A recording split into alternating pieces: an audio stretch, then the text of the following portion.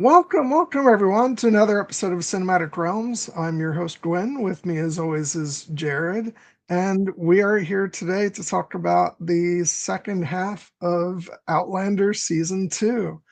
How are you doing, Jared? I'm doing very well, although these episodes have a tendency to put you on a little bit of an emotional roller coaster, do they not? They do. I not that I'd forgotten, but I was I was watching these episodes and I was like, "Oh wow, this section of the show sure has a death count." Because we lose a lot of people in these episodes, but it is like the closing of a significant chapter in the Outlander story. Because I kind of look at these first two seasons as, almost like its own show. It's Claire and Jamie, the younger years, and and all that goings on with the Jacobite rebellion, and and so it's definite. It made me nostalgic going back to these first two seasons and getting to the end of this. I was like, man, feels like yesterday. But of course it wasn't. It was 10 years ago. So Crazy. Yeah, I yeah. mean, I obviously have only seen the first two seasons up to this point, but even I can kind of get the sense that this section, these two seasons, are kind of what I have come to think of my mind as Outlander classic, because it was, kind with a little bit of the French interlude in there, but my understanding is that, as eventually the setting of the story will shift a little bit. And in this case, it really does feel like, as you said, the closing of maybe the first act, you could say, because Yeah. essentially we not only have a monumental event that occurs, and we also have, we say goodbye to, as you pointed out, a number of characters who have been fixtures of these first two seasons. And then we kind of, at least we get the introduction of a couple other characters who I think will be big players going forward. And then we also basically get kind of what definitely strikes me as the premise for at least the next the next act of the story, which is, Jamie and Claire having been so bitterly torn apart, the prospect that perhaps they might one day reunite. So yes, it was definitely for me an interesting experience to watch these episodes. Not in the least of which because we had talked about, when we talked about with the first half of the season, the way that this season started, and the fact that it opens with Claire back in her time, and the idea that we learned that no, despite all their best efforts, they were not able to change the outcome of the Battle of Culloden more. And especially now in this back half of the season, once we are, back in Scotland. In France, it was almost, easy to think like, oh, yes, we're trying to change Culloden, but it's further away. It's in a completely different country. It's like a year or two away. Now that we're back here, you're like, there was essentially like a drum beat with Culloden just like looming over absolutely everything. And in that way, it did kind of remind me a little bit, to bring Game of Thrones into it once again, a little bit of season 2 of Game of Thrones, where there was a lot of great things happening, but especially for those of us who had read the books and knew the story, Blackwater loomed so large over that entire season that it almost felt like, once like we were just waiting and waiting to get to Blackwater. And of course, once we got there, it delivered in spades. And even though we don't actually see the Battle of Culloden more, in this season at least, I kind of felt similarly, like the drum beats were just getting louder and louder and louder and louder until it finally was just the inescapable reality that was here. And then, of course, it's paired with the emotional gut punch of Jamie and Claire having to say goodbye for now, but then also the hope that's offered by the present day story, shall we say?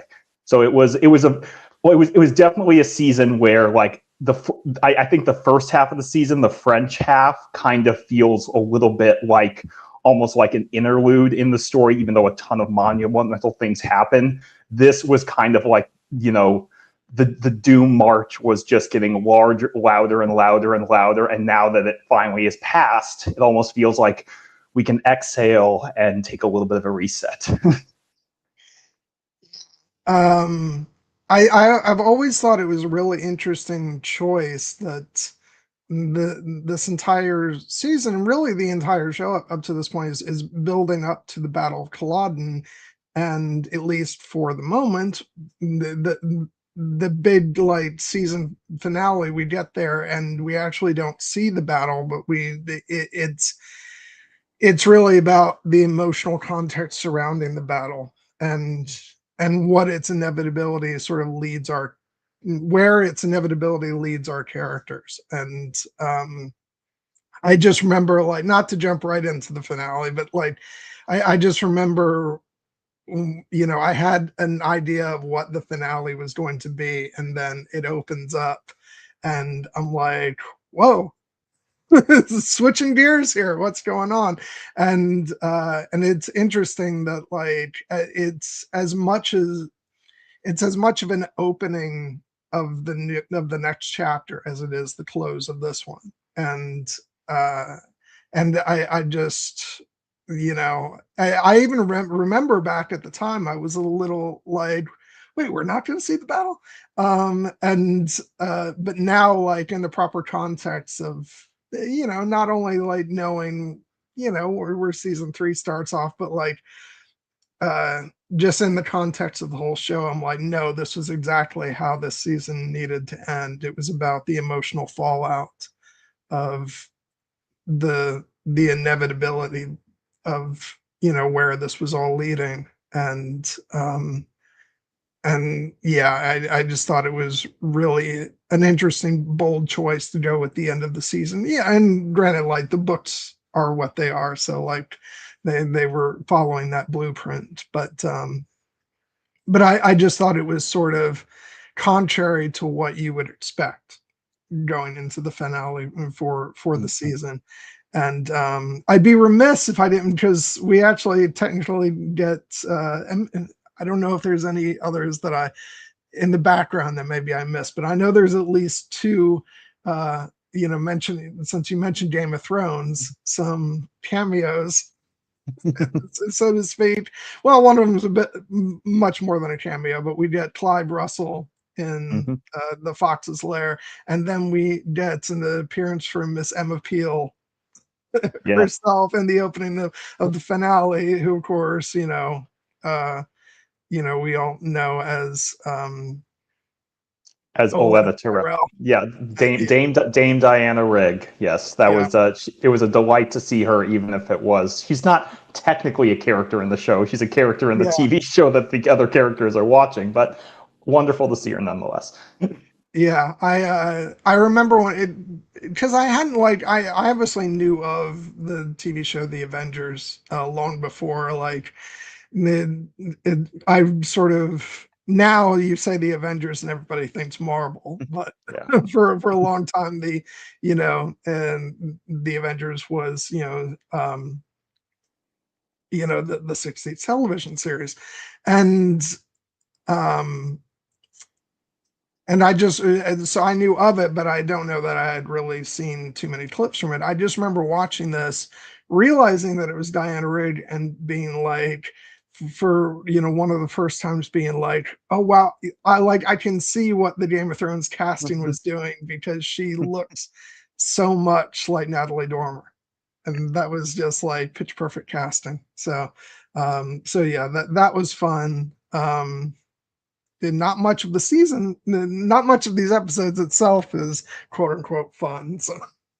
So I gotta hang on to all I could. But I'm just interested, like, coming into these episodes, what was your sort of big picture reaction to everything?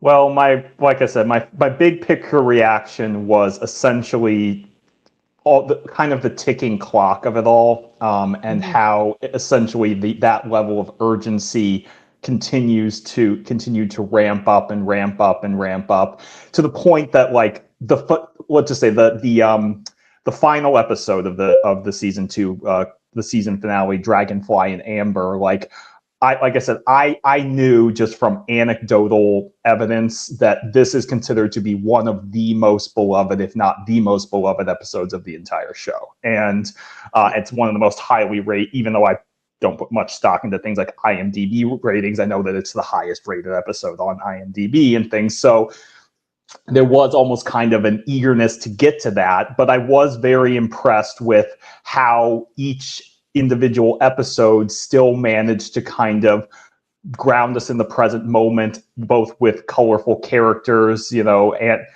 the return of several big characters, the saying goodbye of several big characters, but also what it was doing with the characters of Claire and Jamie. Like for instance, I was really impressed with in the second episode, Je suis pressed, dealing with essentially Claire's post-traumatic stress from World War II, and which I understand is something that the show kind of expanded on from the books that, again, you and I have not read, but it's something that makes complete and total sense that she would have these traumatic events, traumatic associations with the Great War, and the fact that she is now finding herself once again in a situation where people that she knows and loves are going into harm's way. And in this case, she has the added historical context of knowing that this is a fight that they unfortunately cannot win.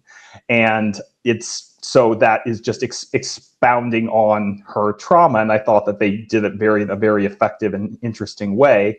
And I also really found that for someone like Jamie, that he ends up kind of having almost an interesting role reversal, because he was so committed to Claire's idea of trying to stop the Battle of Culloden from ever happening. But as soon as Bonnie Prince Charlie arrives on the shores and they realize that they actually, they have failed to stop him from coming to Scotland at all, seeing Jamie almost decide, well, now the only way out is through, and him doubling down and becoming in many ways a truly committed, soldier for the cause, was kind of an interesting role reversal. And then the way there's kind of a reversal of his power dynamic with Dougal, and the way that we actually get to see different sides of characters who have been fixtures from this show. This episode does something this back half of the season does something very interesting, for instance, with the character of Blackjack Randall in episode 12. And then of course, we also get to what we will talk about episode 11, and basically the ballad of the Duke of Sandringham and its untimely end. And then finally, we definitely don't need to jump right to this, but the return of a certain character that had last been seen being carried off in a pyre, and then we see Galus in a very different context, in a very different time. And I was just that was something that I was not prepared for, because I knew when the show opened in 1968, for instance, and I'd seen Lade Vierbeek's name in the opening credits, but somehow I didn't put two to two together until I actually heard her melodious voice, and I was like, oh shit. And that was a great fun. Yeah, it's I wasn't going to dissuade you from the fact that we see her again, but I would never spoil the the ways in which that would come to fruition. So I'm very glad you were surprised by that. And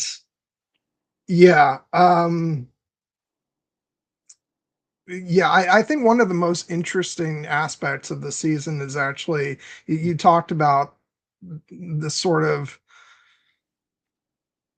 role reversal for Jamie in terms of his his interactions with characters like Dougal. I think that it goes to show that his time with Claire, and also especially everything that they went through in France, I think has really molded him into a different, more mature person and the kind of person who, realizes what's at stake and has gone from this role of like not wanting to make sort of too many waves because a lot of season one he is on the sort of defensive of not wanting to be found out and by the British and not wanting to cause to get in the middle of Colum and Dougal's you know uh,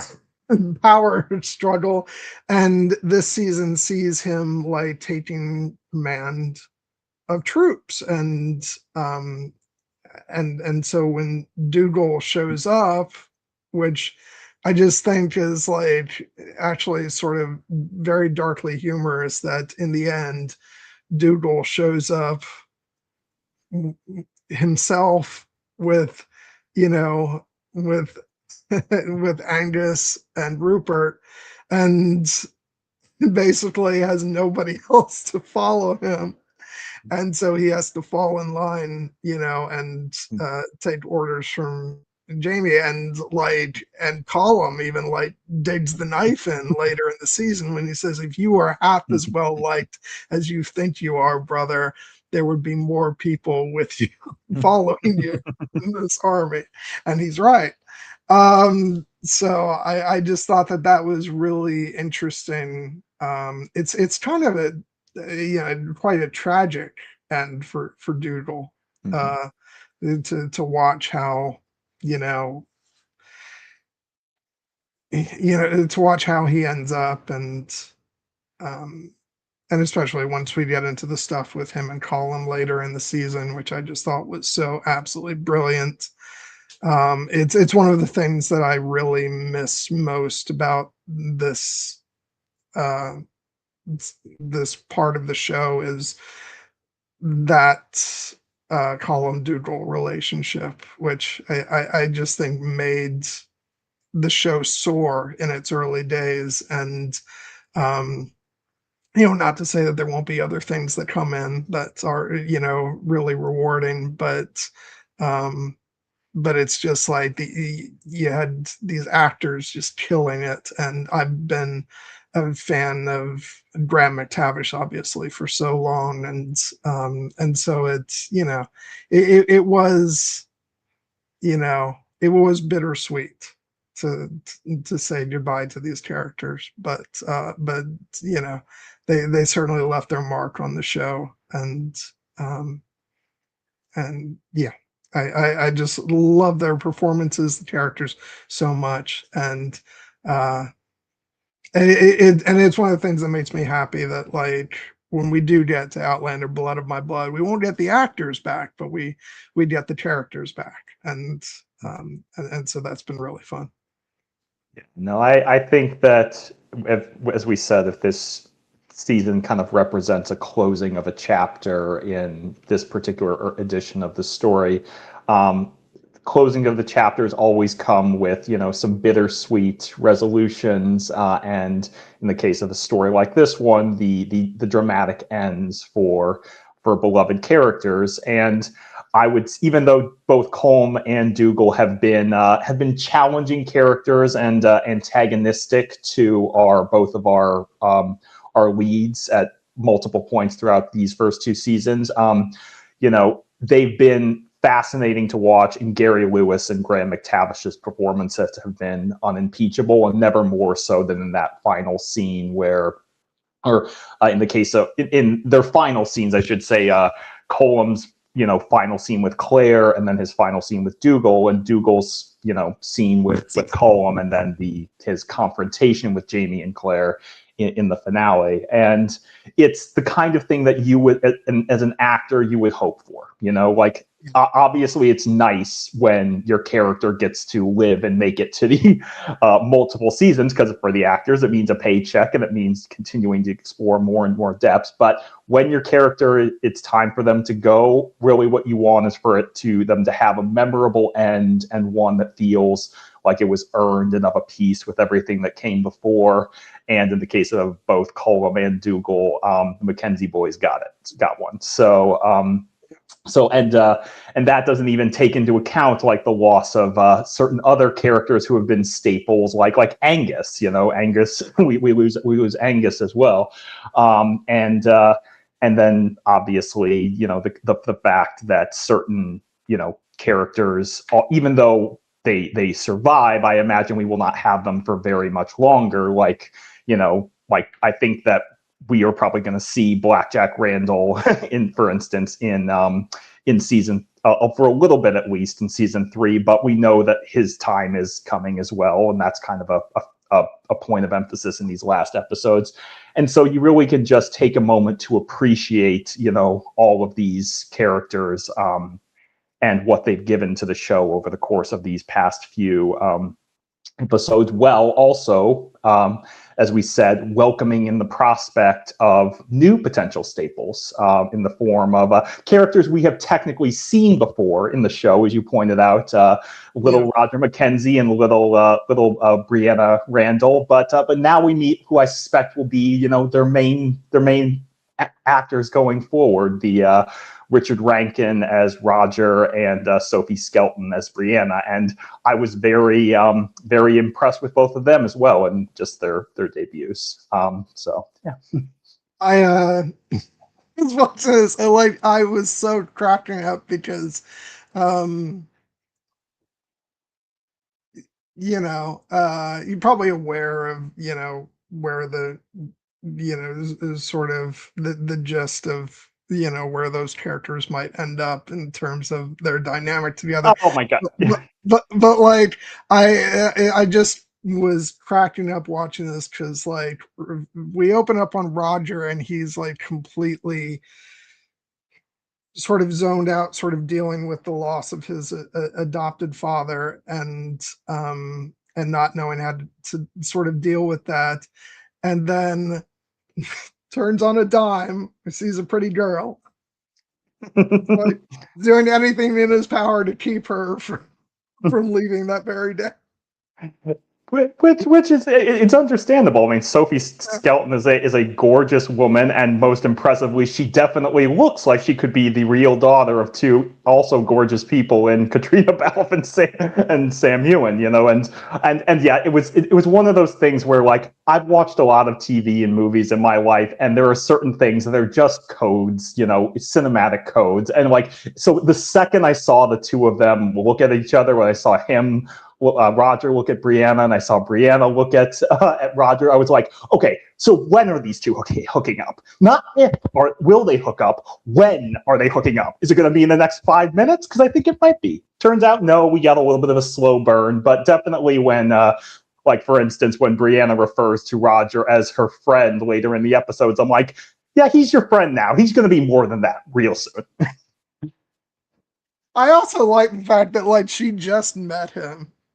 Basically, but in the war of words with mom, you'll take brand new acquaintances to be on your side, and I think that scene is so hysterical. I mean, it's highly dramatic, but like just the fact that Roger's sitting down on this couch and he's in the middle with mother and daughter. I'm like, oh, poor Roger. Yeah, no, it's funny when he tries to make his grateful exit, and Brianna's like, no, he should stay. You haven't been lying to anyone, and he kind of sits down and he's kind of like, I really would rather not be here, but I will sit here quietly until my opinion is asked for. But then he also proves to be a moderating force for Brianna, and I did clock, for instance, like the way he touches her hand, and I'm just like, oh yeah, that's very smooth. Yeah. Yeah, I do want to say I don't want to jump like right into like talking about the finale in depth Of because I course. want to save that. But one thing I will say is that it was, and again, not like this is something I didn't know, but was kind of surreal watching this and realizing that these characters were introduced as early as the end of season 2, when it feels like if I look back, it feels like they came in the second half of the story, but Mm-hmm. it's because like these first two seasons are such a major part of the Outlander story, and in a lot of ways, it does feel like, you know, and not to say like the show won't continue to have like acts, but it does kind of feel like there's before this and after this.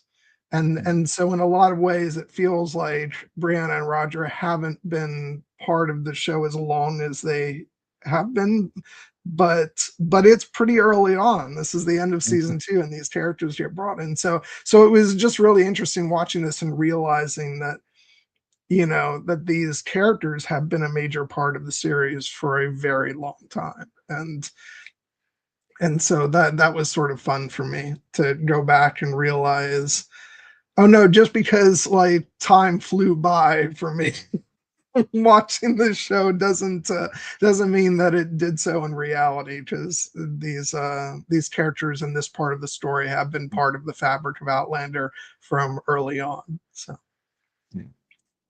but yeah, sort of jumping backward, we do kind of open up this season with that return to Scotland. And if you recall, last time we talked about this, I said that editorially this was going to happen differently, where we were going to get the return to, you know, the sort of opening scene of this episode at the end of the episode Faith, which I think they totally made the right decision, because this just feels like the opening of a new section of episodes, and it's healing, it's rejuvenative until that damn letter comes and plunges everybody back into you know, panic, because uh because we find out from your namesake Jared that uh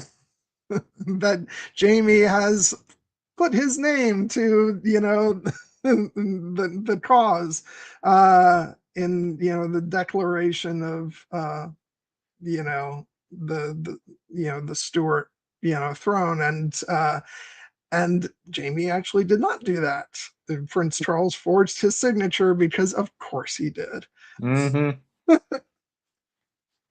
And yeah, it's that damn buffoon of an idiot. Mock me. I am not a buffoon. Oh my god. Yeah, that was definitely a like, are you kidding me kind of moment for this type of show. Because yes, I definitely I 100% agree that like it would have been a mistake to have the opening of this episode tacked on to the end of episode 7, especially because the end of episode 7 is such a beautiful and quiet emotional resolution on its own. But yeah, and this definitely feels like kind of a rousing start. Not only the return to the familiar locales, but for instance, the return of like pretty much the original edition of the opening theme. You know, where like and some of the familiar images that we had gotten in the opening credits before, but now mixed in with some new ones to let us know that it's. By the way, I don't know that we've heaped enough praise onto Bear McCreary for his work on this show. Maybe just because I take it for granted, but Yeah. like it's just gorgeous. And one of the things that we didn't talk about on the last stream was like the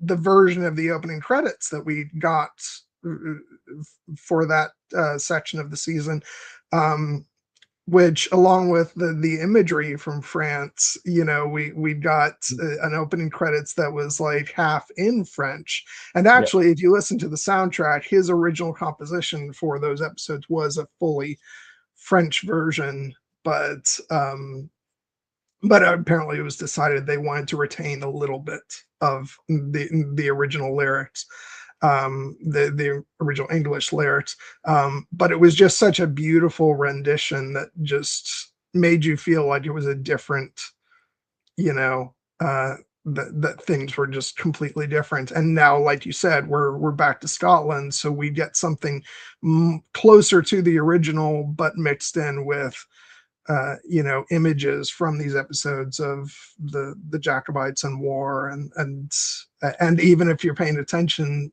some moments from the finale with Brianna and Roger.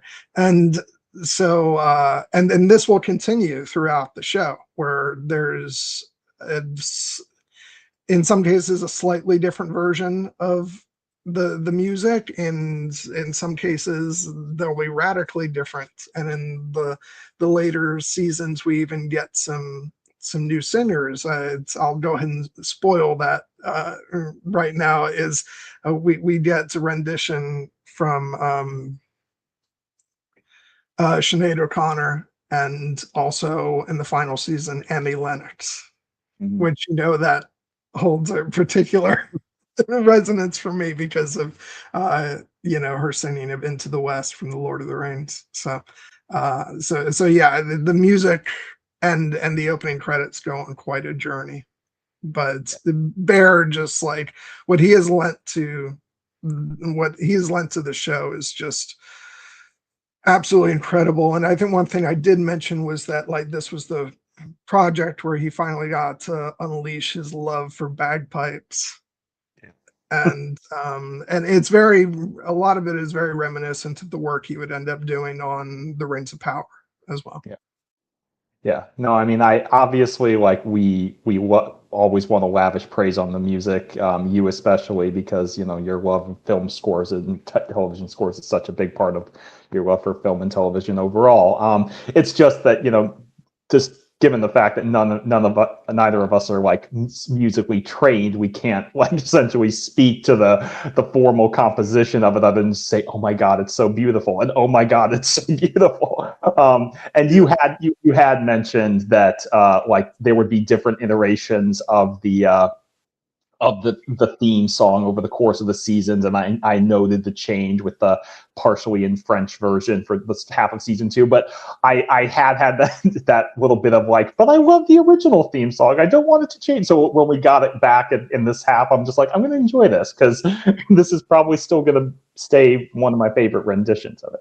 I think one of my big, like, I won't go into too much, but like one of my big things going into the final season of the show was, as much as I love Annie Lennox, but I was kind of like, I'm just kind of hoping they'd go back to something closely resembling the original. And I will just say, though, for the final episode of the series, I am rewarded for that patience. So like I think Bear was always wanting to like go into new territory, but he's also I think he was very aware, though, of the sentimental value that original holds. So. Yeah. Yeah, which again is always appreciated when the composer knows what they've got. But yeah, and especially like just the way that this first episode opens with essentially the peaceful domestic home life at Lollybrook, the return of Jenny and Ian, who I was delighted to see, even though unfortunately Jenny and Ian are only in this first episode of the back half of the season. But I was delighted, for instance, just to see that like they were having a good time and being a family, and that lesson that Claire had told Jenny, plant potatoes, like she listened and it paid off, and Jenny and Ian have had more kids, and it's just like, this is nice. We could just stay here forever, which of course is the idea, and of course that would make for not the most exciting show, but it was appreciative to actually see that, like, no, they did get a little respite where Jamie and Claire basically just got to be a family with a brother, with Jenny and Ian and their children, and Fergus. Even though Claire and Jamie have lost their daughter Faith, as is made clear, they basically see Fergus as their adopted son, and he considers them basically his parents. So it's just nice. It's fun. And then Bonnie Prince Charlie has to go screw it all up by forging Jamie's signature. And you're just like, and we're back in the mess. Yeah. Oh God. But then but following that came one of my, like, the funnest parts of rewatching this season for me, because like, again, like, this is not just me, you know, working in to, you know, make absolutely sure that you choose to go on with Blood of My Blood after we finish the show, but like, but it is important for context of like my viewing of these episodes, is that because there is stuff, to be honest, major stuff with Lord Lovett in that show, listening to the introduction of his character from like Jenny and from Jamie, I was like, okay, I know this character better now, and like all this stuff tracks before I even see his face in this show. And he is serious, he is the worst. In case you Well, were, in case that hadn't been conveyed by what you see in this episode, because he's awful. yeah, well, I mean, it's one of those things where, like, with the way Jamie and Jenny were talking about him, basically, like, yeah, this guy's our grandfather, but we kind of hate him, and we've barely ever seen him, and he did not treat our parents very well, and you're just like, well, clearly this is going to be like a big character, and then I was, of course, delighted to see that it was Game of Thrones alum Clive Russell taking on the role, and I'm just like, well, how bad could he be? And then I'm like, oh no, yeah, he's an utter bastard. I even texted you that after my watching, where it's like, it's always fun when an actor who you associate playing like a fundamentally like good character, like Clive Russell does with Brendan Blackfish in Game of Thrones, and then you get the role reversal and see them play just a total scumbag. And then it's kind of a similar dynamic when you see an actor like, for instance, like David Bradley, renowned for playing like villains, and then all of a sudden he's like a sweetheart in something else that you're watching, and you're just like, actors, they have range. Who knew? My I think though, like, one of my favorite parts of his performance though was when you know, he's having the intense like discussion slash argument with Jamie about his price for, you know, for his cooperation, and Jamie insinuates that they may actually not even be related because somebody else, you know, slept uh, um with uh with his grandmother, and Lord Lovett just starts laughing uncontrollably. He's like insinuating that that your mother was in his pronunciation huar, to you know, to sort of, you know, get out of being related to me. That's, you know, I think he's impressed because that's like worthy of him to say Yeah, something like that. And so I just thought that was because like it's absolutely, it's such an absolutely vile character. Like, it's, he does have like this twisted sense of humor about him too, which, you know, as much as I absolutely despise the character, like, it is fun to watch those moments of performance. So that was fun, but yeah, no, I thought he was just great, and um you know, and also we get Colin back in this episode, so there's like, you know, this war going on between the three of them yeah. to, you know, for who ends up on top, and Colin thinks he ends up winning at the end of this, but he actually doesn't. Yeah, it was a fun like little political game that was going on, and it's one of those things where it's like, even though Jamie and Lord Lovett are like butting heads, and Jamie insinuating you might not even be my grandfather, when you see the way that they are maneuvering each other, you're like, yeah, these two are related. It just so happens that the Yeah, apple fell pretty far from the tree in terms of morality, which I appreciate that there's even a joke about that at the end of the episode, where as the Lord Love is riding off, Jamie rolls up next to Claire, and he's basically like, "Please tell me I'm nothing like him," and she's like, I wish I could, but you kind of are. And he's like, we're gonna have to revisit our agreement not to lie to each other because I kind of wanted you to lie to me there. Another returning character that we got this Yep. episode, Leary, because we can never have enough of Leary.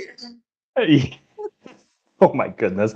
Yeah, that was a fun, shall we say, introduction in the sense that it's like this situation is already awkward enough, and now we're introducing Theory into the mix, like another wrench. And it was one of those instances where I don't know if the show fully got one over on me, but it was definitely like she shows up and we're like, oh God, Leary, what's she gonna do? And then she's acting very, very contrite towards Claire, and she's basically like, I realized I was in the wrong. Like my aunt Mrs. Fitz has been very like pointing out what I did was wrong. Can you ever forgive me? And Claire's like, fuck no, you told me you were going to dance on the ashes of my grave. Get lost.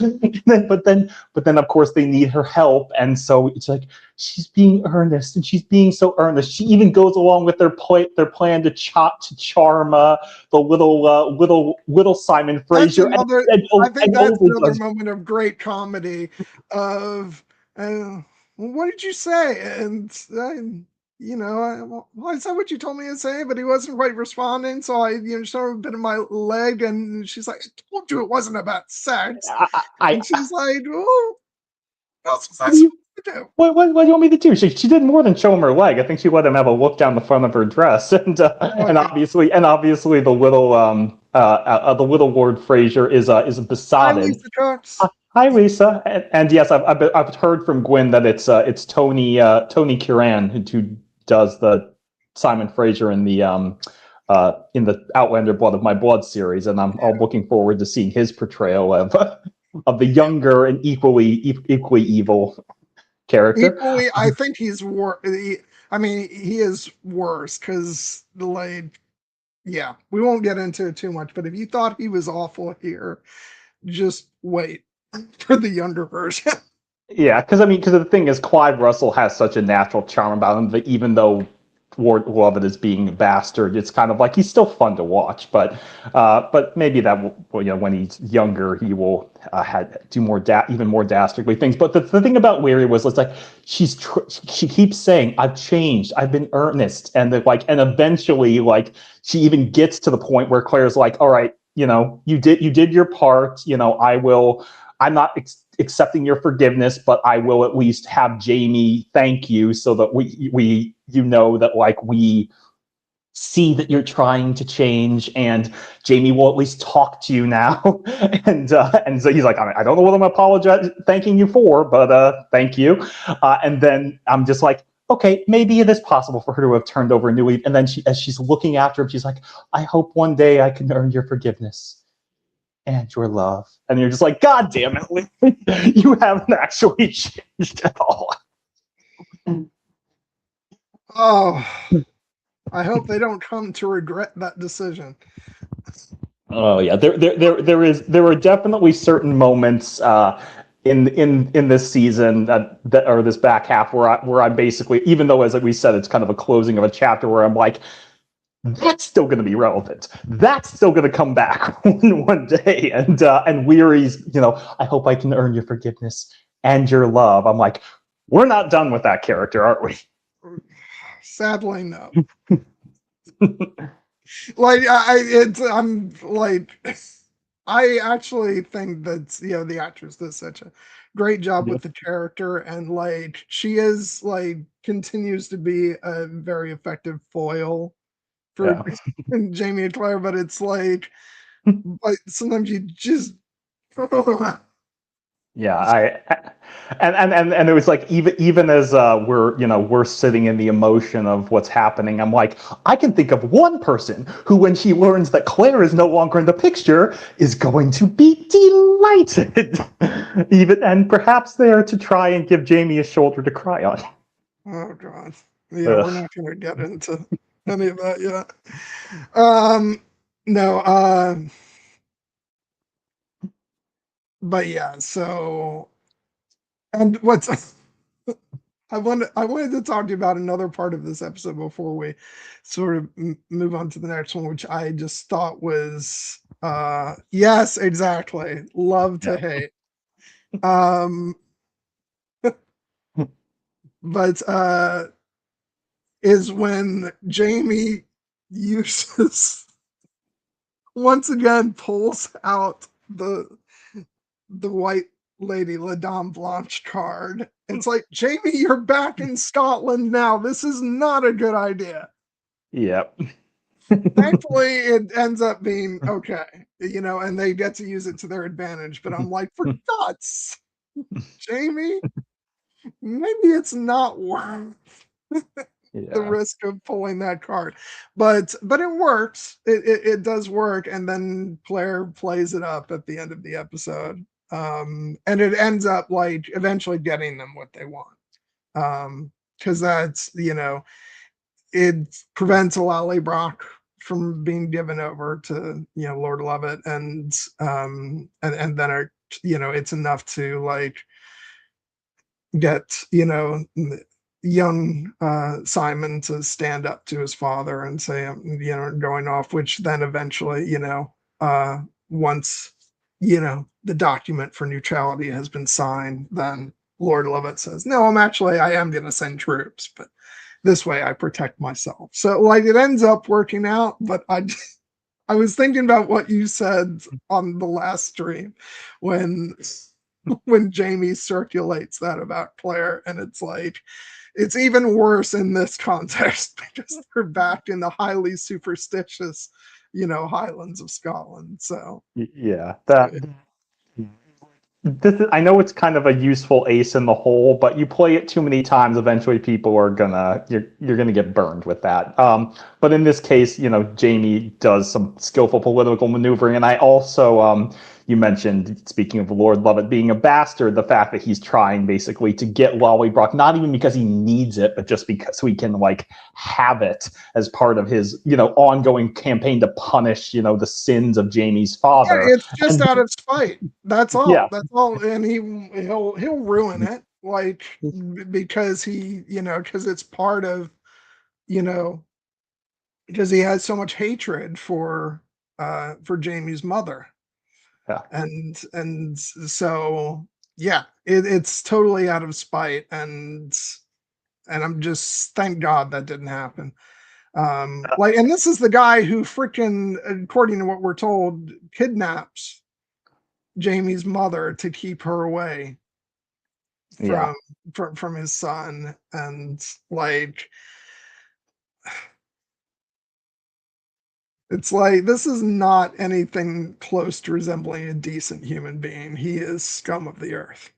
And there's even the bit when he's like, well, to Jamie, like, well, if you're not willing to trade me Lollybrock, perhaps you would let me like lie with your wife for a night. And Jamie almost is just like, yeah, that's not going to happen. And if you try it, Claire will geld you basically. And but also like as you said, the fact that Lord Lovett is ultimately a very superstitious guy, and so when they put on like Claire doing the uh, doing the bad performance of a seer.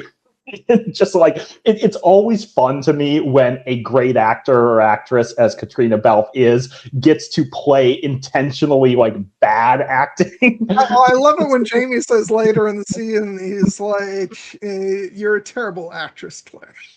Yeah, which he's not wrong in the context of like Claire is definitely like doing a very like to our mind like caricatured performance of a divining seer. But fortunately, the Scottish lords of the 18th century have not watched as much movie and television shows as we have, so they fall for it. Except for Colum, who's like, "Can you not see this for the pretense that it is?" Well, It's like Colum's a sharp tool in the shed. he's like Tywin in that deleted scene of Game of Thrones, who like has that scene with Grandmaster Pycelle. He's like, does nobody else see through this? His performance, yeah. Oh yeah. Um. So yeah, that was. So that was that episode's uh, fun. Even like with all the sort of dark stuff. I do want to say, like, props to Jamie when he does pull the La Dame Blanche card. He sells it really freaking good with throwing the alcohol in the fire and like he knows how to play it to his audience. So yeah, Yeah. exactly. Tell me But you're not buying this. Yeah, that was a like again when that's one of those moments where again even though these are very like emotionally dark series of episodes overall, there are still moments of whimsy and fun, and that is definitely one of the where Claire gets to essentially play up her play up her powers, and it seems like the ploy hasn't worked, but of course. By the end of the episode, it's revealed that in fact Lord Lovett is playing both sides, and so they get their men, not the best men. The best men are going to stay back with Lord Lovett, and it turns out that was probably the right call for him. But it is still, they at least don't have to go to Bonnie Prince Charlie empty-handed, as they say. yeah. And so we go into the next episode, which is really about Jamie like gathering all his forces into one place. They have to fetch back some deserters, so they're waiting for those, and then we get the arrival of Dougal and Angus and Rupert, and it's the training of the men, which Jamie and Dougal have, surprise, surprise, they have disagreements on how that's to be done, and meanwhile Murtaugh is playing the drill instructor, um, which was a lot of fun. But yeah, and another one of my favorite lines of the series. Hell, it wouldn't be Scotland without you, Dougal. Yes. No, Claire's reunion with all of these characters was funny because it's like they had been so antagonistic towards her at different parts of the journey that it's, by the time that they were united, and it's basically like, oh you Angus, oh you Rupert, oh yes, even you Dougal, like just such we're back, and we're just, it's like we never left. We're falling right back into those old mannerisms. But as we said, obviously the big difference here is that the power dynamic has been reversed, and now because Dougal is so passionate about joining the Jacobite cause, he is willing to essentially subject himself to the indignity of taking orders from his much younger nephew, even though he really thinks he's in charge, but he's Yeah, and so this episode revolves around, on one side of the story we've got the training of the men and the back and forth between Dougal and Jamie, and then we've got, as you brought up earlier, Claire's flashbacks, and her post-traumatic stress, about fighting in the war of her time, and then being in this situation. And I did like scene where she got you know, Jesus H. Roosevelt Christ from. That was fun. And but just, yeah, seeing her forge a sort of bond with the American soldiers, which then they end up being killed, and the effect that had on her. And we even get a glimpse into the sexism of the time when she's trying to give like instructions to the soldiers, and this creepy guy's just leering at her. And yeah, it's and then cutting that against, she's like, are you listening to me? And Angus is not listening about the fact that he's getting gangrene, and she's saying gangrene, and like all these terms from her time, and they're probably like, what are you even on about? yeah.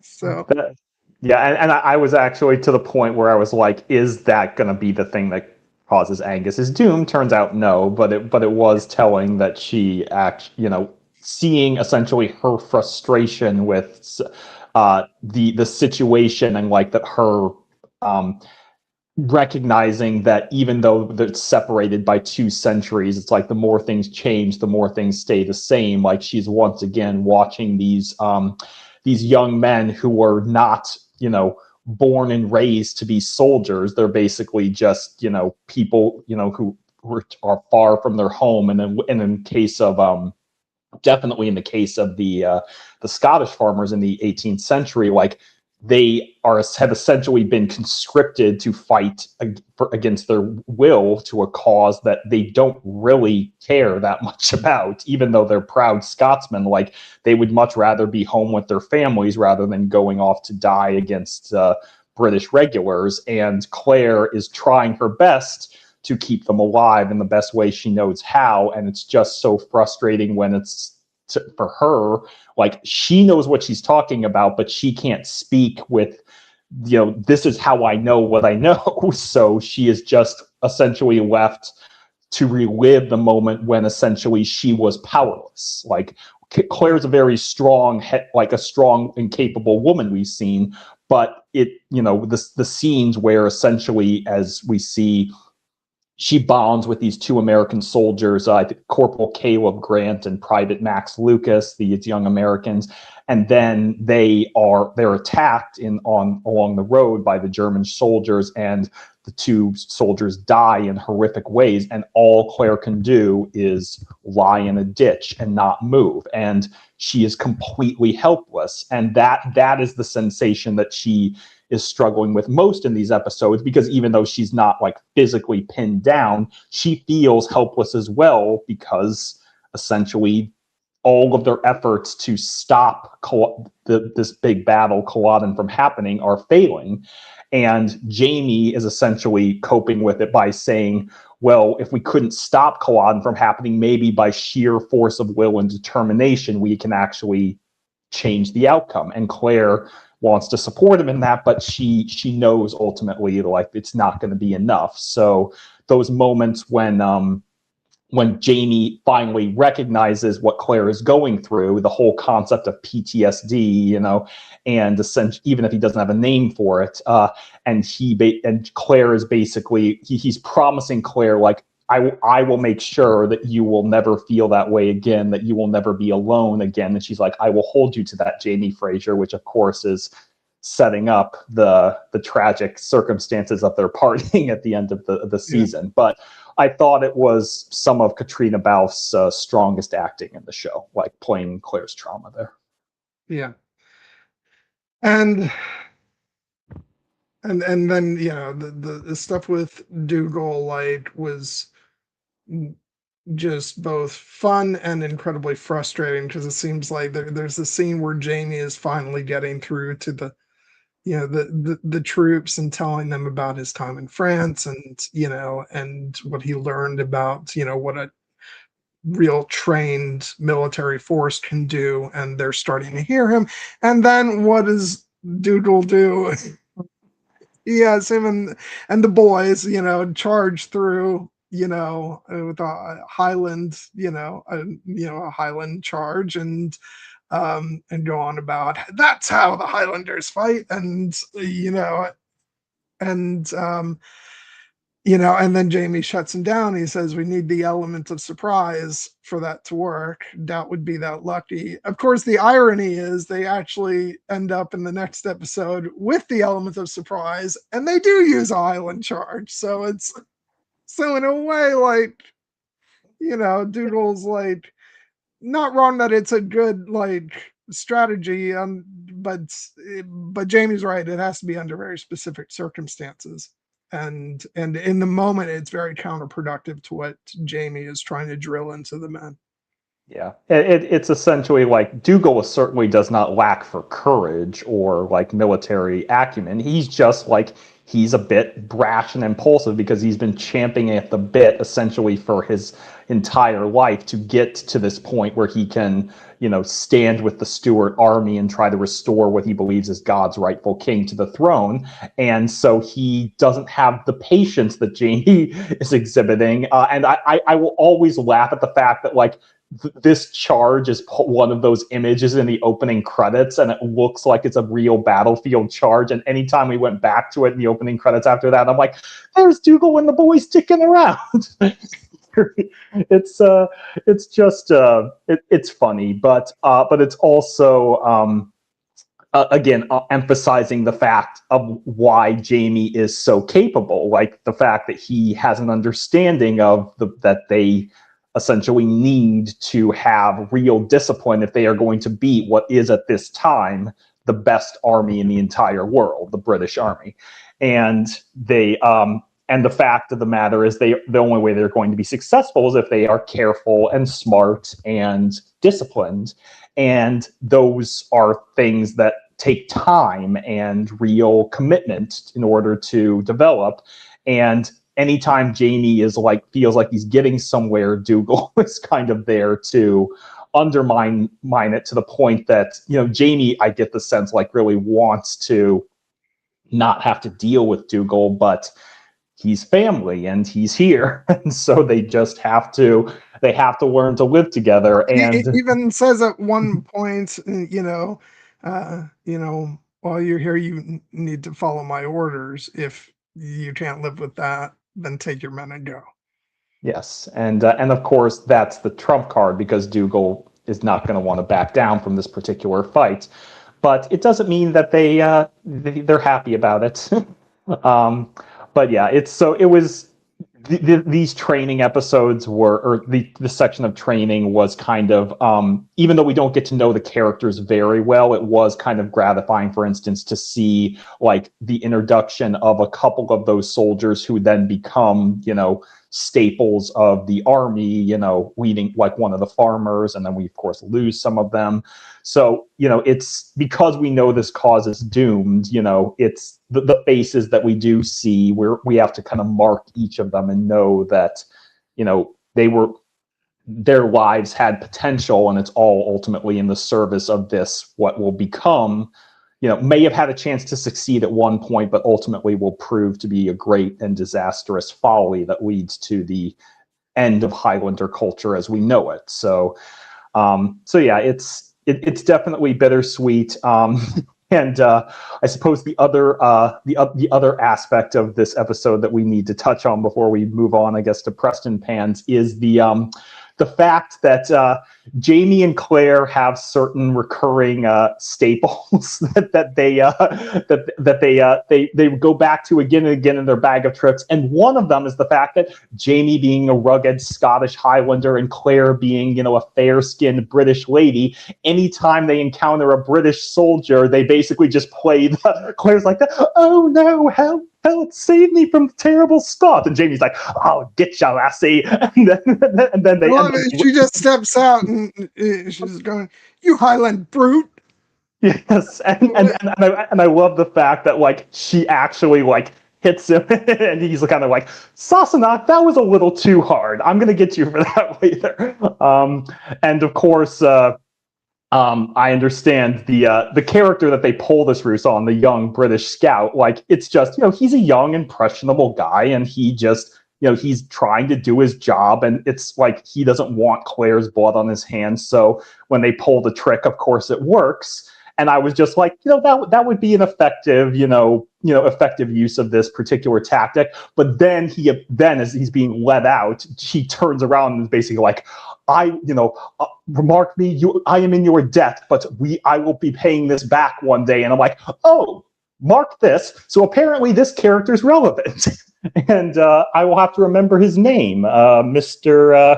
Is it John Gray? William John Gray? John William Gray. Yeah, you might want to remember. Yeah, it might be of middling importance. Yes. Yeah, again, I don't have any context for how he will become important and why, but it was one of those things that, if we hadn't gotten that moment, I would have just been like, oh, that's an extra, and he is there, kind of like the scout that Robb Stark, pulls the wolves over in season 1 of Game of Thrones. But in this case, because he turned around, like, mark me, my name is William Gray, and I will be paying back this debt one day. And I'm again cinematic language of like, oh, so what? At some point in the future, Jamie is going to basically find himself in this character's position where this character has of power over him, and he's going to get to essentially repay the fact that Jamie saved his life. And I'm like, this is how foreshadowing works, guys. I owe you my life. I swear I will repay that debt, and then having paid it, I will kill you. Then I must hope that we do not meet again. A Grey does not forget a debt, sir. Yes, and that's almost, you get almost the Arrested Development narrator Ron Howard voice. So basically, like, they're going to meet again. It's interesting because it's been a number of years since I have watched these episodes, and I had actually, up until a little while ago, I had forgotten that this even occurred. Because this is again going back 10 years, so I can be forgiven for for forgetting, but it was fun to go back and revisit this and see you know see this as this character's introduction, and so talk more about that in the future. Yeah. For now, it's just one of those like little video game tropes of basically like you undertake an action and it's like, William John Gray will remember that. Just like it'll be here. But yeah, so I wanted to make sure we didn't forget to mention that, because that is a pretty important part that we want to make note of. Yeah. And so, okay, so that leads us into the next episode, which is where they arrive at the encampment of Prince Charles's army. And we get introduced to a couple more new characters in this episode, the Charles's generals, who are at each other's throats, and that's going to cause some issues for the rest of the season. But I think like the big thing about this episode before we get to the actual battle is continuing to talk about Dougal, and like this is probably like some of my favorite stuff for Dougal in these episodes, because he undergoes a number of sort of reversals of fortune in this episode, but it's hard not to cheer for Dougal when he gets his big hero moment of leading his horse into the swamp and doing the reconnaissance mission, and then seeing him applauded by Prince Charles, even though like we know Dougal's a bastard, we know Charles is a buffoon, but Dougal is just like so like just so speechless at at having impressed the prince, and like and getting that applause, and because it's what he wants to be of service to the crown, to the Scottish crown, and and it's just, and it is fun, like the whole bit of him like going out on his horse, extending his arms, and like it's in essence it's his John Dunbar moment, except he's not trying to commit suicide. And so it's like it's a moment where Dougal is being like Dougal at his best, and we wish that this was the character we could always get, basically. And so, and then as much as like the episode presses on and he shows his brutality, it's the two sides of Dougal. And but the fact that we know what Dougal is at his darkest impulses, it doesn't stop us from cheering for him in moments like this. You know, it's what I love most about the character is that I can go from damning him to cheering for him, and part of that is Graham McTavish's amazing performance, and it's why I think he's one of the, he's certainly one of the best characters of this show, and honestly, I think he is one of my favorite characters in like all of television before this reason. Yeah, no, he definitely has his virtues. He's and chief among them is again his courage and his commitment to this cause, which has as much as he can be dastardly and underhanded in a number of different ways. I've never doubted his North Star, which is his loyalty to Scotland and specifically to the Jacobite cause of Bonnie Prince Charlie. But that makes it all the more, intriguing and frustrating for the character that, for instance, when he arrives in camp, he's basically expecting to just get inducted right into Bonnie Prince Charlie's inner circle, and it turns out no, he's being held somewhat removed. And what makes it worse is that Charles Stewart basically sees Jamie as like his most loyal and trustworthy advisor, and Dougal's basically like, him? He doesn't even go here. Lisa, tried to be easy on me. Like I said, like I have, it had been many years since I saw this. I don't know that I completely forgot the scene. I just forgot to connect the dots that that young kid was John Gray. So like it's I know I'm being like I realize that from an Outlander fan perspective, like that is awful because that is the character's introduction. But like this was all the way back in 2016. Take it easy on. It's Yeah. 10 years ago. But yeah, don't worry. I realize it now. So Yeah. Well, I mean that just tells me that he's even more of a significant player than just he's going to come back at a key moment where Jamie's going to be in a pinch and he'll get to save his life. But interesting. But regardless, with Dougal being essentially being held at a remove from Charles Stewart's inner circle means that he's just champing at the bit for any chance to prove his worth. And so when Jamie gives him this very like dangerous task, he jumps at the chance that what ordinarily would be considered something perhaps very foolhardy.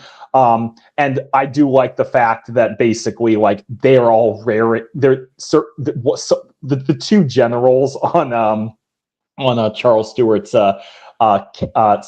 side, I think it's Murray and O'Sullivan are basically doing the classic, like we should charge right at them, or nay, that is foolhardy. And Jamie is the only one who actually understands what's going on. It's like we can't charge through the freaking muck at these British cannons; we'll get slaughtered. and but when somebody Dougal needed to just take O'Sullivan out, like yeah. because he screws so much up. Yeah, I mean, and we'll even get to it later when they join in their follies, let's say. But yes, it is the classic moment when Dougal actually gets to play the part that he's been auditioning for his entire life of the brave, committed Jacobite rebel riding out in defiance of the entire British army. Like, here I am, come get me, and then them firing their cannons and realize, oh shit, he's out of range, and he gets to basically, mock them and come back and get applauded for it, and then have the great line where it's like, and now I'm off to change my breeks because the hero of the hour has shat his pants. Which is again, Graham Mackenzie does such wonderful things with this character, and this is probably his greatest moment, at least in terms of like, this is like the pinnacle of Dougal's life right here. In terms of what he was hoping for, because things kind of start to go downhill after this. Yeah, it's what goes up must come down, and it's entirely of his own making. It's because he is such a Dougal is a brute, and and he's bloodthirsty, and so when the Battle of Preston Pans happens, um it's not enough for them to win the battle. He has to go through, killing every, you know, English soldier he can find after the battle has already ended. And, um, including Including Jeremy by Foster. his words, the one honorable, you know, English soldier. And yeah, and but Foster makes the decision of saying, "You must know that you may have won this battle, but you will never defeat the British Army." And it's like, know who you're speaking to, Foster, because that that was perhaps not the wisest thing for you to say. But I think it really does illustrate, like I said, Dougal's brutality and the sort of monster that lies within him, and unfortunately then, he marches into the infirmary and is outraged that the British soldiers are being treated. But what he doesn't realize is this is on Prince Charles' orders, uh, and he is immediately reprimanded by Prince Charles, who is in the hospital, and is appalled by the very vision of Dougal. And it's only by Jamie's sort of maneuvering that he's not completely dismissed from the army. But of course, Dougal doesn't. He recognizes that, as much as Jamie is championing him, he also says it's a way for you to, put me in my place. It's a move worthy of my brother Colum. Yes. Which again is a testament to Jamie having great political savvy in addition to being a very capable military commander. It's just to tie a bow on the whole Jeremy Foster situation. That's one of those kind of elegant little features of the writing of that could have just been a random British soldier that we see Dougal. Yeah. Exhibiting his brutality onto, but it's made all the more potent by the fact that these two, not only have we seen these two characters have history together, like Foster was the one who essentially confronted Dougal about his treatment of Claire when he thought Claire was a prisoner, and they basically have interacted multiple times. And we know, for instance, that to the extent, it's possible, we can, humanize the British soldiers in this context because they are, people as well. And it's like Jeremy Foster has demonstrated that he is a man of decency and honor, even though he is an enemy, and he is essentially expecting Dougal to conform to the traditions of battle, which is, once you fight as much as you can on the in this when the battle is going on, but once the battle is over, you don't butcher unarmed wounded men. You essentially take them, you either hold them prisoner but you give them medical care, you feed them. And so when he asks to essentially be taken to the infirmary, and Dougal is just kind of like mocking the very idea, it's a reminder of the fact that Dougal really is, being dishonorable about this. And contrasting the fact that, like, as committed as he is to Bonnie Prince Charlie, he doesn't truly understand what Bonnie Prince Charlie sees his mission as, because Dougal is basically in this to basically like restore the rightful Catholic king to the throne, but also essentially kill the British who he hates. And Bonnie Prince Charlie basically is on a mission from God, to quote the Blues Brothers. Mark me, I'm on a mission from God. And he reiterates over and over again that he basically sees the British soldiers as his subjects, and like it's unfortunate they're having to fight them, but it's basically like as soon as they see that I have returned, they will see the error of their ways, and once my father and I are back on the throne, like we will all be happy subjects again. And so that's why he gives the order to treat the British subjects first, to basically say, I am here, but I am not here to conquer. I am here to essentially liberate you from these Protestant usurpers. And of course, that's part of the tragedy of his character. But Dougal doesn't get that part of the mission. He's basically just like, these English dogs need to die. And so when he pulls that in front of Bonnie Prince Charlie, he basically sees him as like a rabid animal who needs to be put out to pasture. And Jamie essentially sending him away on that mission that's basically like, we're calling this a promotion, but really it's a banishment. It's kind of a nice way of threading the needle.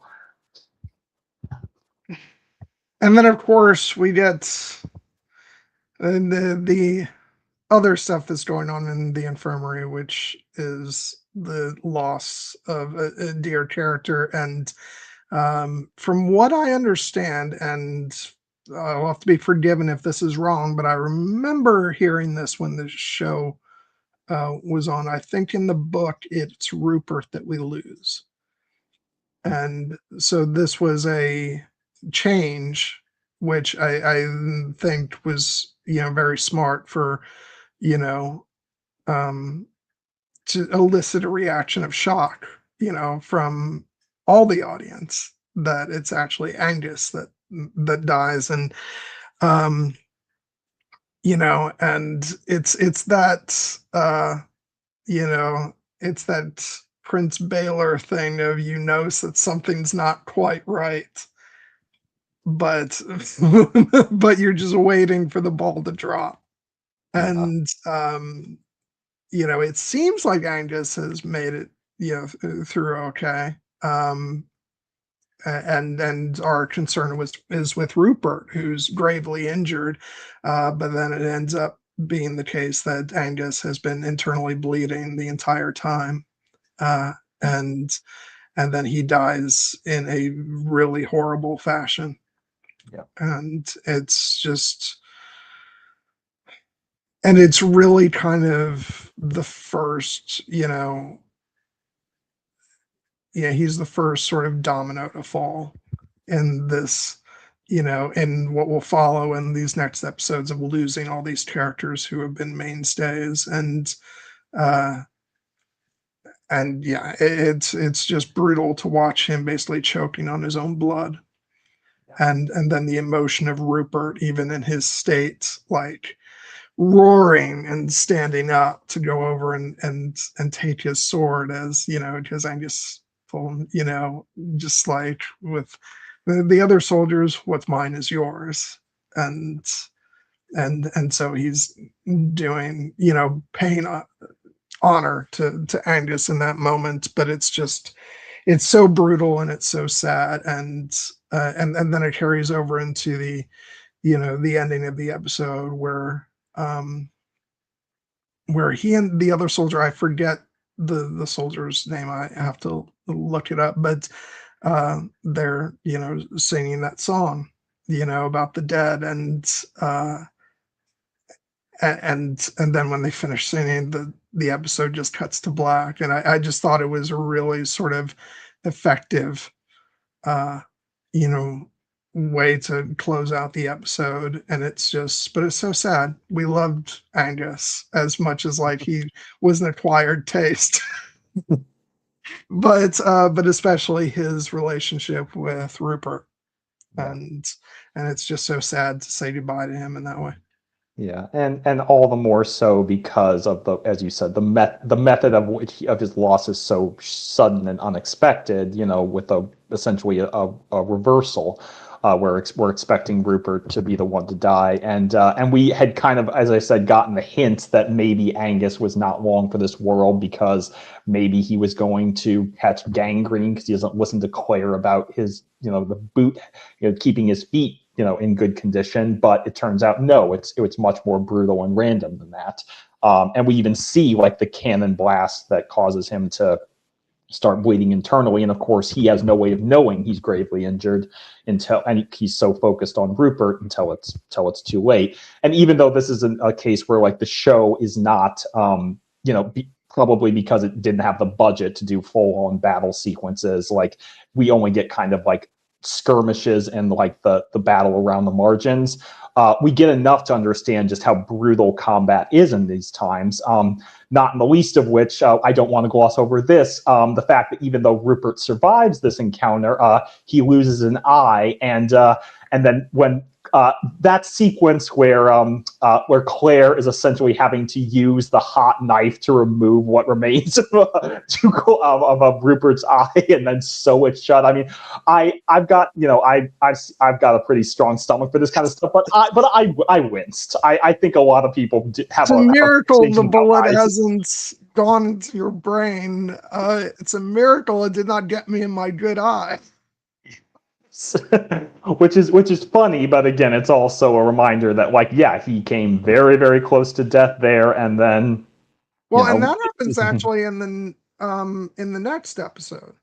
yeah That's not even in this battle. So like for a second, you're like, "Oh shit, are we losing him in quick yeah succession too?" And yeah, it's like this season is a roller coaster of characters' fates yeah like so. And even though like certainly like Rupert's marching off to Culloden at the end of this season, so like we don't necessarily have that much hope for him, but like it's just we want to hang on to characters as long as we can. And so yeah, I was just like, oh shit, he got shot in the eye, and oh, he's gonna survive. Oh geez. yeah. So, It's brutally intense, and I also this is a scene where we really kind of see Clay. Ross, Oh, yeah, that's the other soldier's name. It's those two are Ross and Kincaid. okay, yeah, And Kincaid is the one that dies, yeah. and Ross and Rupert kind of bond in their shared loss. Yeah, and they kind of were meant to be like mirror images of one another because, of course, they Rupert and Angus see them as like green farmers, which they are at the start, but by the end they've become true comrades in arms Yeah. because they both lost somebody. And Claire, in throughout this entire sequence is kind of like she's serving as like the medical, and she's basically trying to bring as much modern medicine as she can to the soldiers and treat all their wounds, but it's obviously limited by the resources of the time. But she does an admirable job, and this is of course a battle that the Highlanders win, so it's kind of a way for us to feel like maybe they are making progress. But of course, even Claire notes that like yes, this was a battle that was recorded as a Scottish victory, so this is not actually changing what we seek to change. It's just one more step along the path.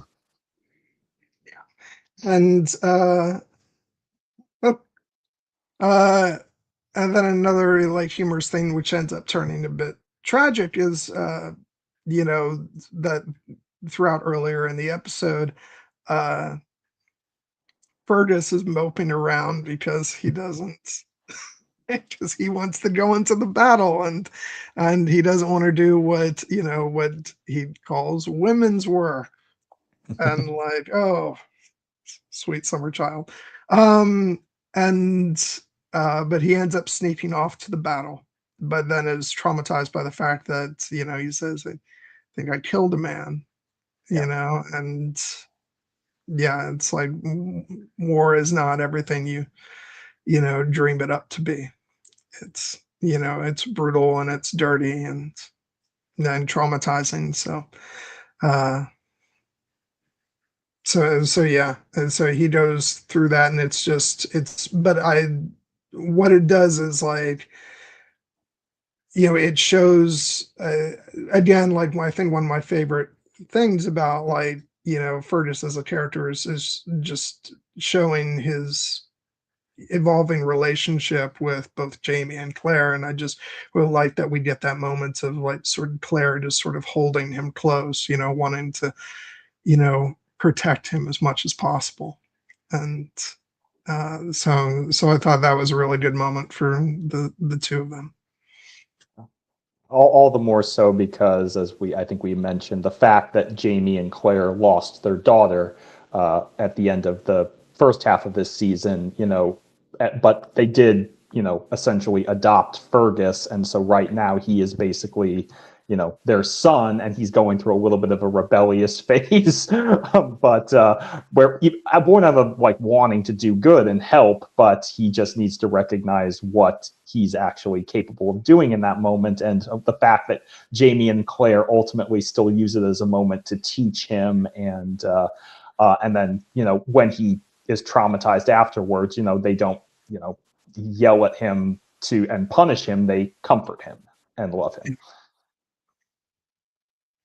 Yeah, and you know, um, and we'll jump ahead a little bit just to talk about the part where Jamie and Claire send him back to Lallybroch, in the finale, when when everything's sort of falling around them, and it's like, we need you to get this, this deed to, to Jenny and Ian, and and he doesn't want to leave them, and but they're entrusting that to him, and I think it's a moment of showing that they do have great faith in him, that they love him, and it's in that moment where they just verbalize what has been clear, that he is their son, and it's so good. I love the character Fergus so much, because he's someone who just, it's the story of found family, and the fact that here's a boy who who grew up in not very good circumstances, and and then he's taken in by Jamie, and and at first it's, as we saw earlier in the season, it's this relationship where Claire's like, so you thought you just invite a thief to come and live with us, but just seeing the bond that grows between all of them, and it's just, it's a very sweet story, and um you know not without hardships that have occurred and are to follow, but yeah, Fergus is one of my favorite characters. And it's a reminder that when Claire goes back through the stones, like, we're so fixated on the fact that she's losing this, this life that she's built with Jamie, but that's not all she's losing. She's losing other connections and people that she's going to attach him to. She's losing her son, basically. She's Fergus. Like, she doesn't know if she's going to ever see him again either. Of course, I get the sense that Fergus, it probably is going to be coming back at some point in the future. Probably grown up, given the time jump. So I think we may be saying goodbye to this this young actor whose name I don't remember, but he's been really good throughout this this run. I'll find it. Fergus Roman Baru is the young actor. Yeah. So great job, kid. Yeah. But I think no, I'm not gonna spoil it. I think we might see him briefly again, but yeah. But yeah, as you've surmised, will be, there's, of course, we've already seen the time jump, so it's natural to assume that, yeah, we will be getting an older version of the character. But yeah, and I also really love the dynamic between him and Murtaugh. Just this like, just this great like, um, Murtaugh's like his cranky uncle, basically, and I just like, there's a moment where they're like, Murtaugh's like, we'll have a chance to, mm, you know, to get some rest at least. And he's like, yeah, you look like you could use some sleep. Cut to a couple scenes later, and it shows Fergus fast asleep. which is a very little kid thing to do. The whole like, I'm not tired. Sleep.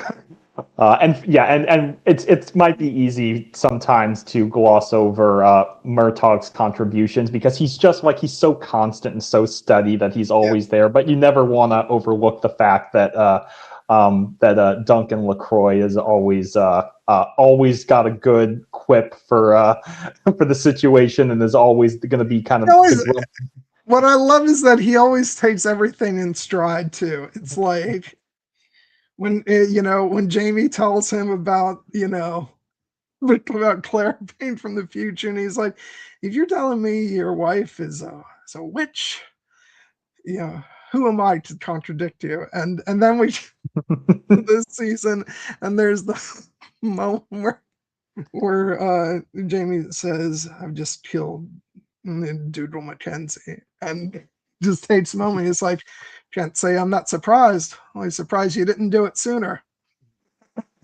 Yeah, Murtaugh is definitely who you want to have in your corner. He's very loyal to Jamie, and he actually, I said that he's kind of a constant presence. He actually gets some great material in the next episode we're going to talk about. So yeah. So let's actually press forward and talk about that, because this is like its own little,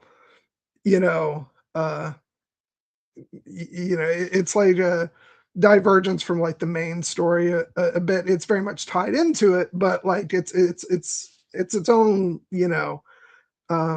episode, obviously, but you know what I mean. We get the return for the final time of Simon Callow as the Duke of Sandringham. And like, I know we're going to talk about like all the dramatic stuff that happens with him, but can I just say that I just love Simon Callow so much and his comedic timing. yeah. It's like, it's just, you took me to the quick, Madam. And also, go to bed. Yes. Oh man, he's been such a reliable source of comedy, even though he's a very shady character. And I will just note, not directly related to his comedy, but the brilliant joke in the opening title sequence of this episode, where it focuses on the Duke of Sandringham's wig, and then the servant accidentally tips it onto the floor, and you're like, foreshadowing for what's going to happen later. Did you clock that that's where we're headed? I thought like they did that for a reason, and then as it became clear that as soon as I saw the Duke of Sandringham, I was like, oh yeah, he's not making it out of this episode alive. His game is up.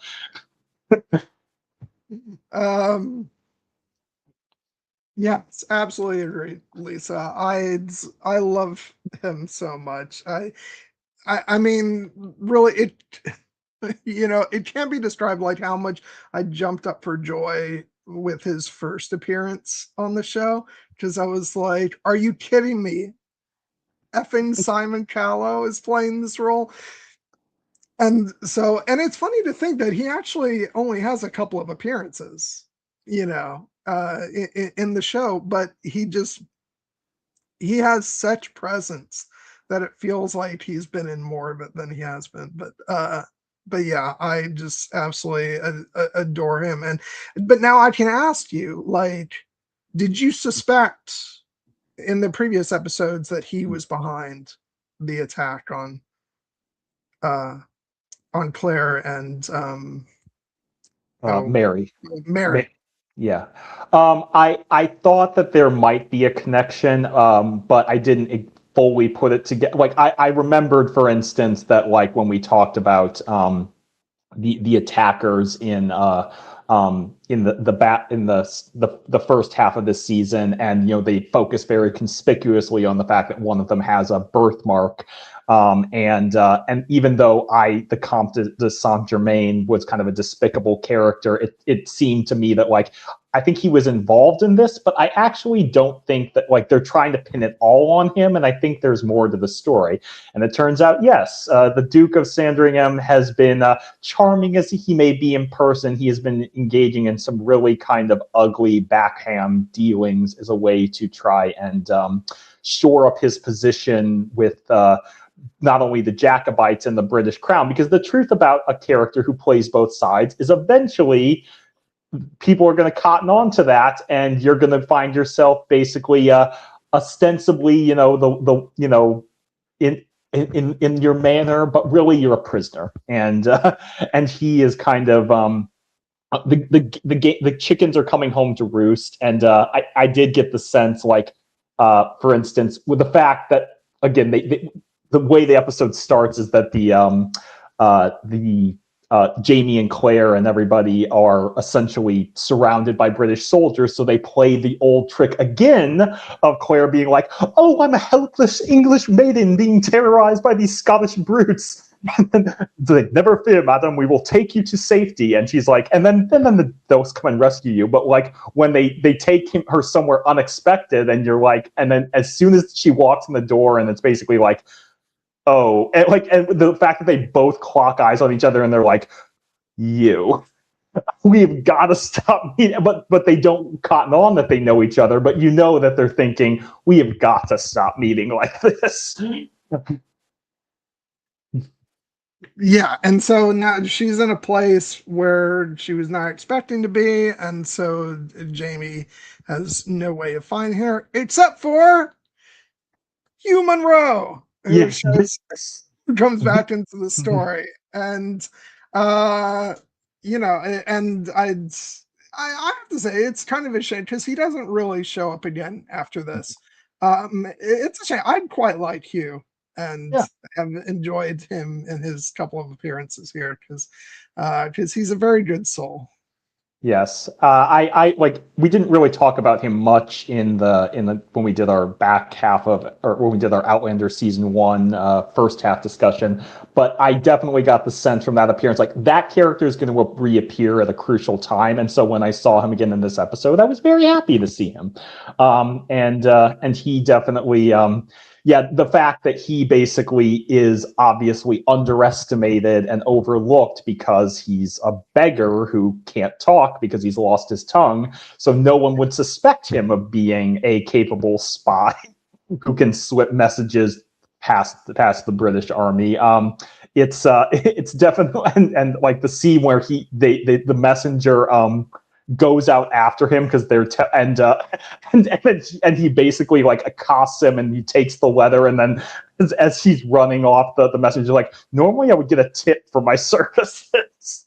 It's really nice. Which again, like the whole fun of that, of like, this is the Duke's man who's, like delivering the message, and like it convinces you that, oh, this is the plan where the Duke is, wants to like be basically rescued from his circumstances there, but actually no, he's going to be awful, and he's going to double cross them because of course he is, and he's going to sell out Jamie to get himself out of the situation. And that's what makes like the moment where when Jamie comes in and like grabs him by the throat and like says, "You'll say anything to anyone to save your own neck." It's so gratifying because we've seen Jamie kind of give him the benefit of doubt like one too many times over the course of the series. So it's just great to finally see him calling him out on his bullshit. It definitely is, and the fact that, for instance, he's not the only character who we meet again in this episode.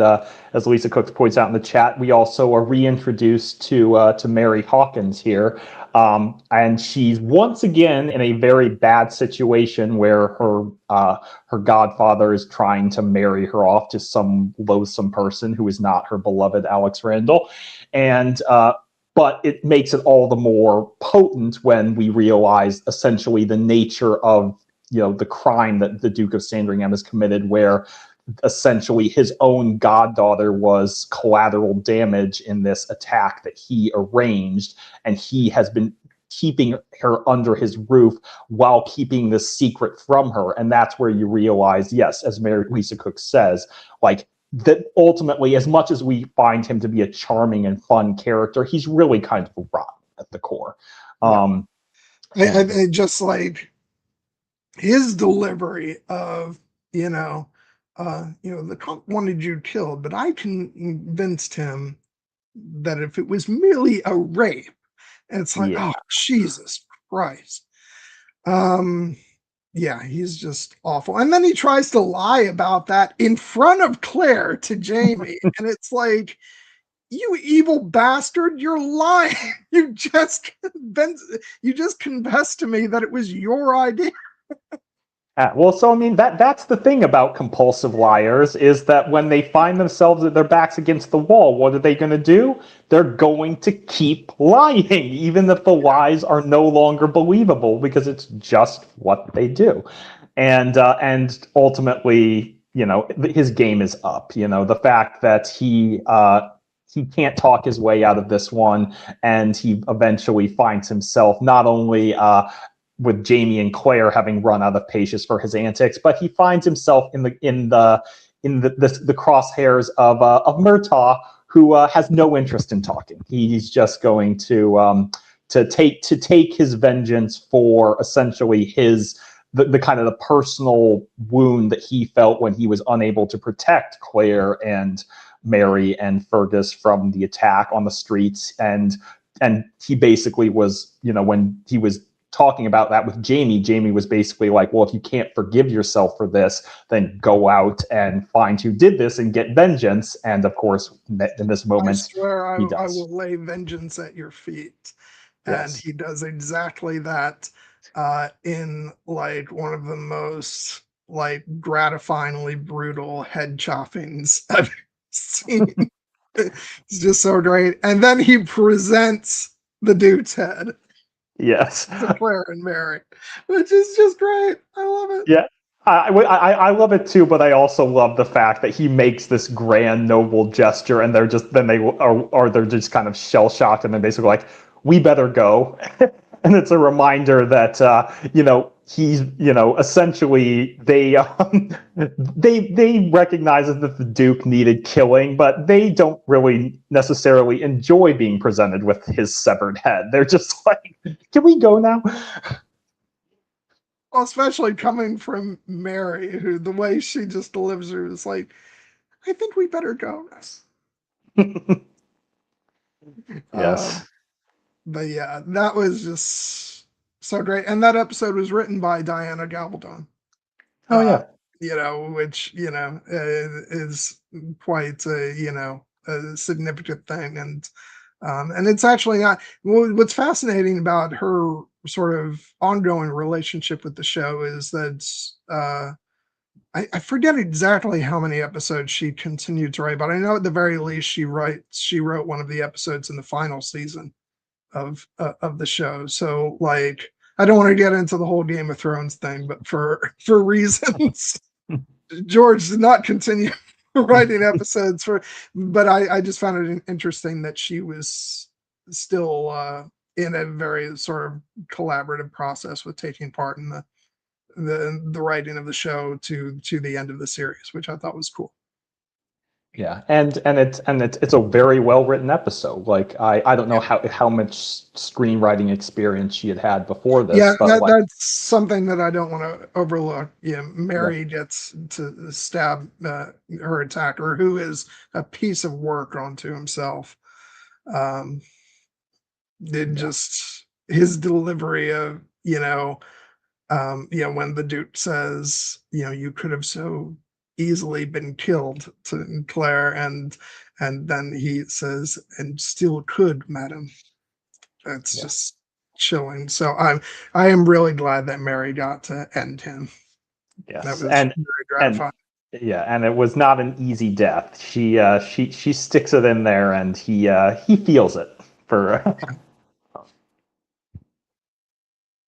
But yeah, it's yeah, this episode I really like this episode a lot because I think it's very easy to get overwhelmed by like when you're tackling something like a war or like all these constant battles and stuff over the course of several episodes. I mean, it's incredibly engaging, but the danger is you can get overwhelmed by it. And I think what was great about this episode was it was sort of a departure from all that, dealing with another aspect of the show that fit really well in there, but it just allowed us a reprieve from from the main story elements of this part of the season. So and so I thought that was really good. And yeah, what a farewell for Simon Callow on Yeah. the show. Yeah, and again, this is one of those kind of television developments where it's like there was a way where like if they hadn't done this whole episode, that basically the Duke of Sandringham essentially would have faded off into the background because the story's kind of moving on from him. But he's been such a great presence on the show, and Simon Cowell's been such a memorable performer that it's like, no, let's give him a big send off and let's give him kind of what his character deserves. And and so it was very satisfying to see him essentially get to be, you know, oily and unctuous and awful, but also charming in that scene, like when Claire is trying to sneak out and she basically runs into the Duke just sitting in the kitchen, and he's like completely unsurprised to see her.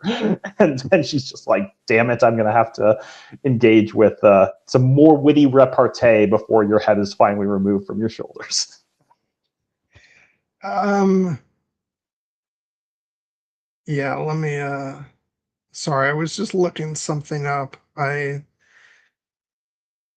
wanted to see exactly because Lisa says Diana has written several episodes. Yeah, I thought as much. I didn't want to. I didn't want to claim that without knowing for sure. Uh, yeah, like I said, I know two of them are this one, and then there's one of the final episodes uh, from season 8. But I figured she had written a number of other episodes. Uh, yeah, I'm just like I am desperate to get to read the books so I can fully appreciate the translation from page to screen. But okay, now we get into, before we discuss the finale, let's talk about the penultimate episode of the season, which is the Hail Mary, Mm-hmm. which has multiple meanings. And we get the return of Blackjack Randall. And we simultaneously get a glimpse at something resembling humanity and then watch it totally extinguished. Or at least, if not extinguished, he's doing his absolute damnedest to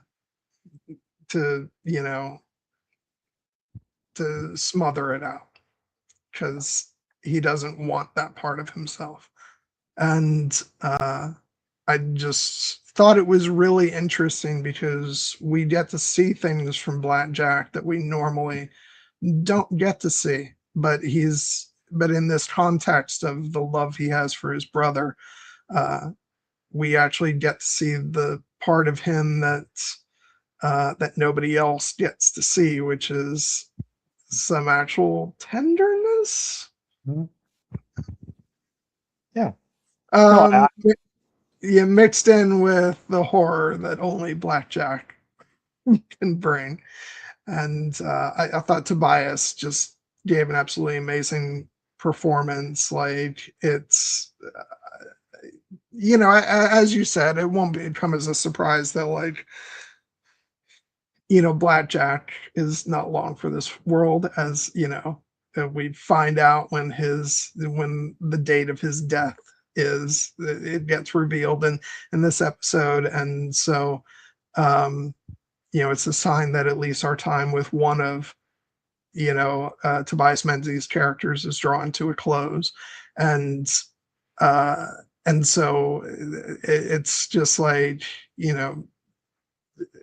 it's just another sign of like we're losing characters as we come to the end of this sort of section of the series, and it's just a great reminder at like how much he brought to this character and to the show with his presence, and as monstrous as Blackjack is, he is incredibly enjoyable just to watch, and for no other reason than to see Tobias like just dominate performance wise and eat up the screen, and he's just so good. No, I mean it's there's the old adage that even bad men love their mothers, and in this case, it's like even monsters love their brothers, or at least this monster does, and that's one of the things that makes Blackjack Randall such a compelling villain, because it's so easy to see him based on his actions as basically like a beast in human skin, because that is what he's chosen to be. But he the fact of the matter is he is human, and that means that he does have some capacity for love and tenderness in him, even if he has tried like hell to kill that part of himself and keep it hidden. But the connection that he has with his brother, essentially precedes his time as a British soldier doing these unspeakable acts. So I think that that is the part of him that still, yes, and absolutely, Lisa Cooks, he's fantastic. And Um, I will just say, I've said this before, but like, I think that that is one of the like really big joys uh of doing these streams is that like because obviously I can't remember. Have you seen the HBO series Rome? no, I I've haven't. asked you that before. You haven't. Okay. So you predominantly know his work from Game of Thrones and the like, but I just feel like no discussion about Tobias Menzies can be had without like his work on Outlander. And so it's just been really gratifying to get to share, this with you so you can see like the work that he's done on this series, which is absolutely monumental. Yeah, no, and I mentioned I think that this ultimately is probably going to be his greatest performance that I've seen, at least, and it's for reasons like this: the fact that he is able to find the humanity in a character who we know is monstrous by his actions. Ultimately, his actions are what define him. He is damned to hell essentially, and he knows it, and he has essentially chosen that path. But it makes it all the more fascinating when there are moments of humanity that he can't suppress, like the fact that when he's by his brother's bedside and he's essentially holding him up so that he can breathe, and then Claire is, essentially trying to, because Claire is essentially here basically caring for him because she cares for Mary, and she recognizes that Alex is not his brother. He's a fundamentally good man and he's suffering. And so she's going to help him. And when she's like coming up with the concoction that's kind of helping to open his airways so that he can breathe, and there's almost this visceral reaction from Blackjack's when he is like he's worried that like what Claire's doing is going to hurt his brother, and he is lashing out at her, but it's not from a place of like I have power over you. It's a moment that in this moment he recognizes, no, you have power over me in this situation because I care about my brother and I don't want him to suffer. And the fact that she does not use this as an opportunity to essentially pay back all the horrible treatment that she has suffered at his hands and Jamie has suffered at his hands. She rises above that. And that's another act of humanity that Blackjack's having to wrestle with, including the fact that his brother knows that he is a monster, but also he is still his brother, and he needs, because his love for Mary outweighs everything else in this moment. The fact that he knows that he needs to ask this great favor of his brother Jonathan to essentially agree to marry his love, because she's carrying his child, and without the legitimacy of the Randall name and the prospect of the fortune that that Blackjack can offer her, she'll be destitute and probably would be living on the streets. And Blackjack keeps trying to say he'll provide for her, regardless, but that's not actually the way that the societal pressures will work. Essentially, they need to legitimize this union, but that requires Blackjack to essentially, again, show humanity in this moment. And he's terrified to do that, because if he allows that little bit of light in, then he has to face the prospect of everything else that he has done. And so he resists. And of course, it's fascinating that it's ultimately Claire who talks him into this. And it's one of those moments where you mentioned the fact that we finally learn the date that she whispered to him all those years ago, essentially the date of his death. And it's one of those things where Blackjack is also in this moment recognizing the fact that Claire was probably speaking the truth, and that his day of death is approaching. And so he's probably reflecting on the fact that, I don't know if he believes in God or hell or anything, but he knows he's going somewhere, and he's going, even if it's just to the abyss.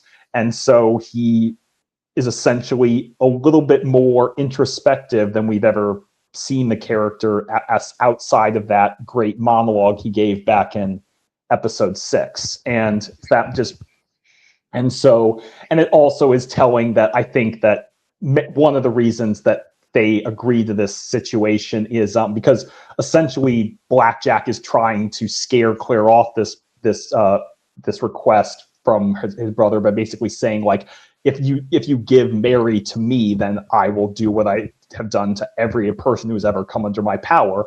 I will ravage her. I will abuse her, because I am a beast and I cannot be controlled. And she basically challenges him, like, if you, the love for your brother will stay that beast when it comes to her. But of course, he only has 3 days to live, so he's not going to have to keep it off of it that long. Well, so. And it says, have you ever struck your brother or harmed your brother? And he says, no, never. And then what is the first thing that he does when his brother actually dies? Is he lashes out and starts, pummeling him, and and just the,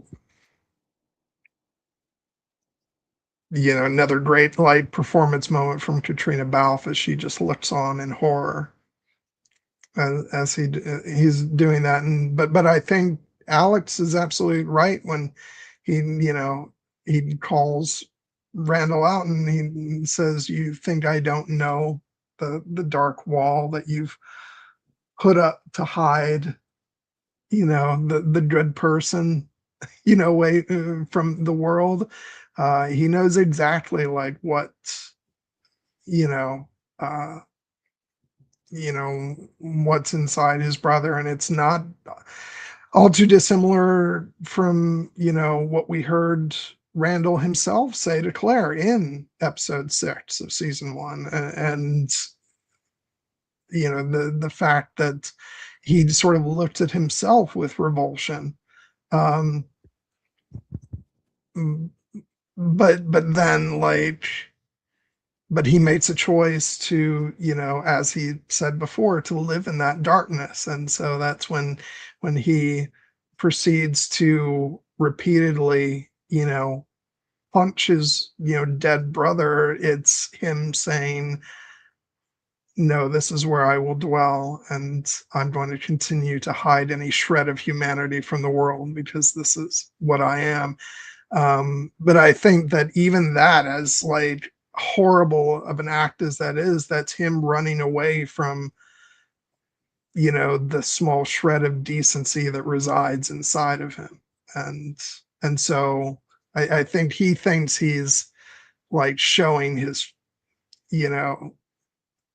like he's closing the door on that. He's showing his true nature. But if anything, it actually reveals his fear of he's not going to let any humanity show. He's going to completely do whatever he has to adopt, this persona of the monster, and the, who will do horrible things to Mary, and the fact that that's the version of himself that he chooses to,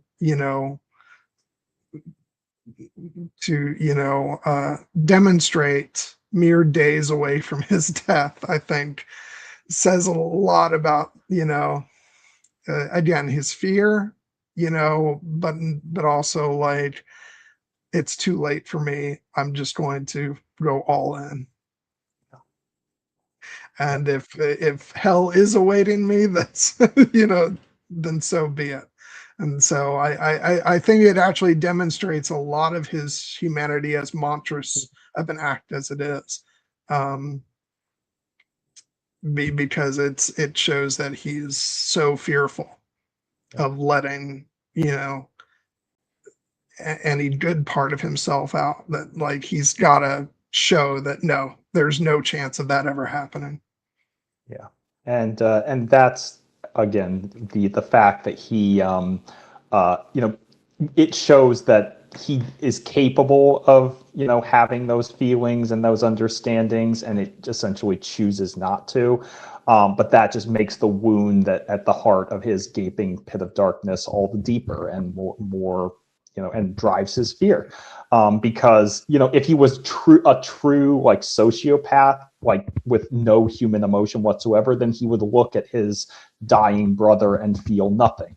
The way he does when he cuts down most of the people who cross his path. But in this case, he clearly does, and it's agony for him to care about something like this other than himself and not to be in control, as I said, and to essentially recognize in this moment that this person that I have treated terribly, Claire, has power in this situation when he's essentially begging her to do whatever she can to save his life, and she has to tell him bluntly, like, your brother is beyond my skills. Like, he is, I believe he's dying of some combination of like tuberculosis or congestive heart failure or something like that's beyond their capacity to treat in this era.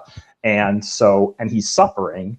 And so it's telling that ultimately Claire again makes this gesture to help try to ease his suffering, but ultimately she does see the part where she needs to fulfill essentially what she knows from history, which is the fact that in order for Frank's lineage to be preserved, she now sees the puzzle that no, he's actually descended from Alex, but in order to ensure that Mary and the child will live on, then she needs to have Blackjack's name and Blackjack's, pension essentially, so that his father will agree to take her in and shelter her and the child. And I do think that's why, like, for instance, even though like Murtaugh says, like, we can't give Mary to Blackjack, I will marry her, even though she's not, this little English lassie is not necessarily his type. But it's a very noble gesture. But Claire recognizes that no, this is the way things have to be. And I did appreciate, actually, there's a very small moment in the finale where when they're talking about Frank's correspondence with Reverend Wakefield, where when they had first talked about Blackjack Randall, they were like basically like, he seems like to have been a great like warrior and war hero, and he has this very dashing nickname, and like historian like Frank would be like proud to have an ancestor like that. And then there's a small moment where it's revealed that he asked Reverend Wakefield to essentially stop doing the research into Blackjack Randall because he's not the man I thought he was. And that's like just one final small grace note of the victory that essentially Claire told Frank eventually about the true nature of his supposed ancestor and told him his true ancestor. And Frank, being a decent man, recognizes that I actually don't want to honor that part of my legacy. And if one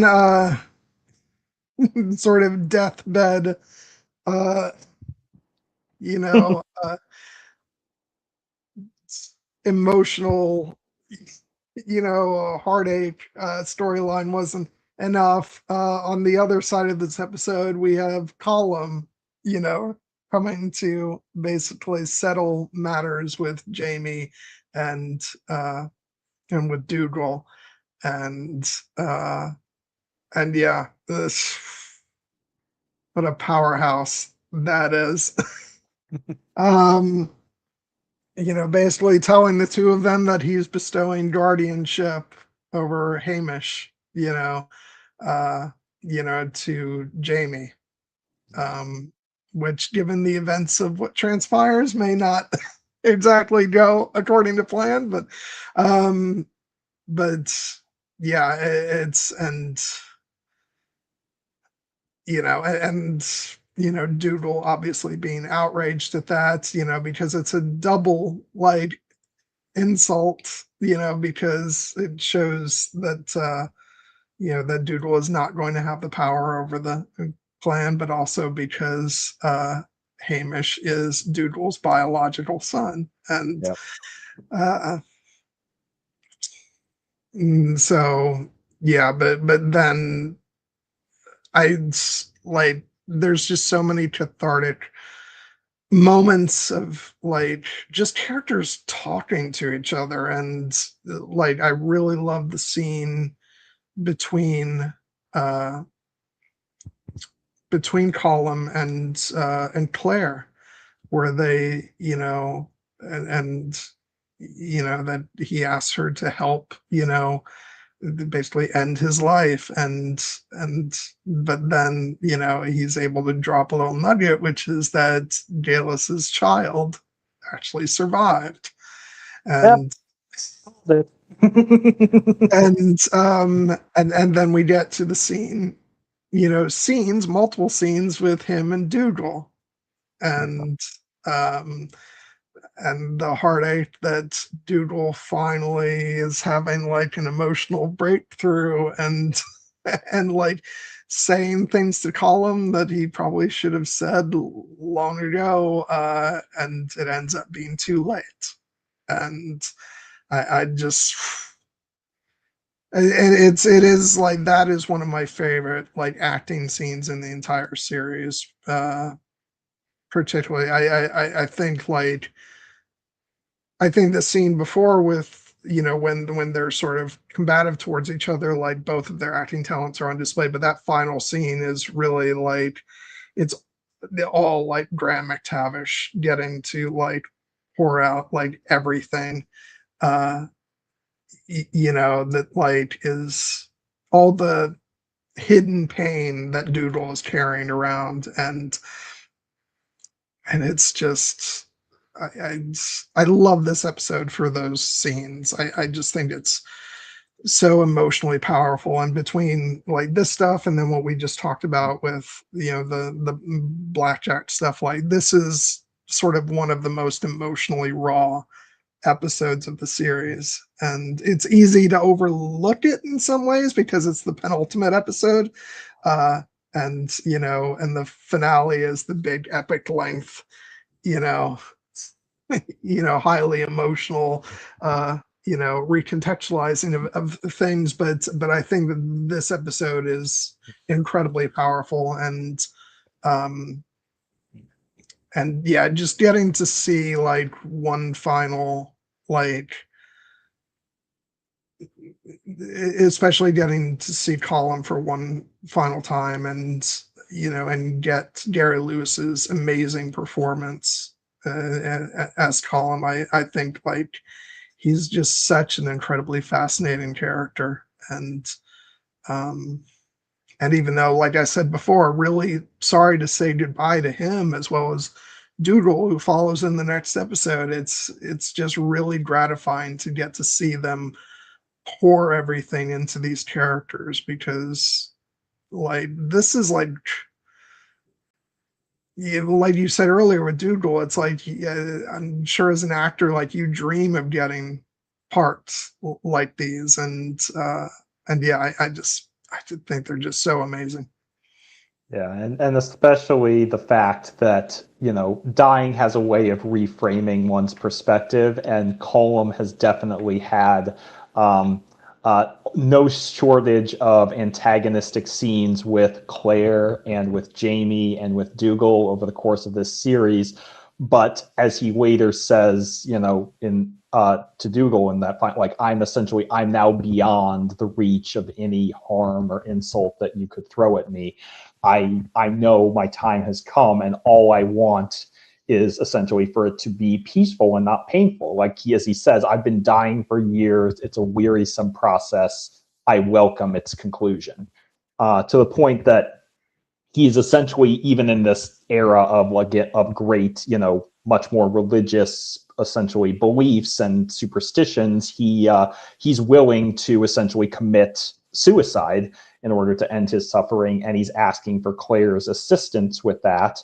And again, this is, if you could say, a kindness that she does not need to offer him, but she does, because ultimately she recognizes that he is a man in pain who is trying in some ways to make amends before he dies. And it's telling that he manages to make amends to a certain extent with Claire and with Jamie, but not so much with his brother Dougal, which is all the more tragic because that's the relationship that's been in his life the longest. And it's one of those things that these are things that they should have said to each other years ago.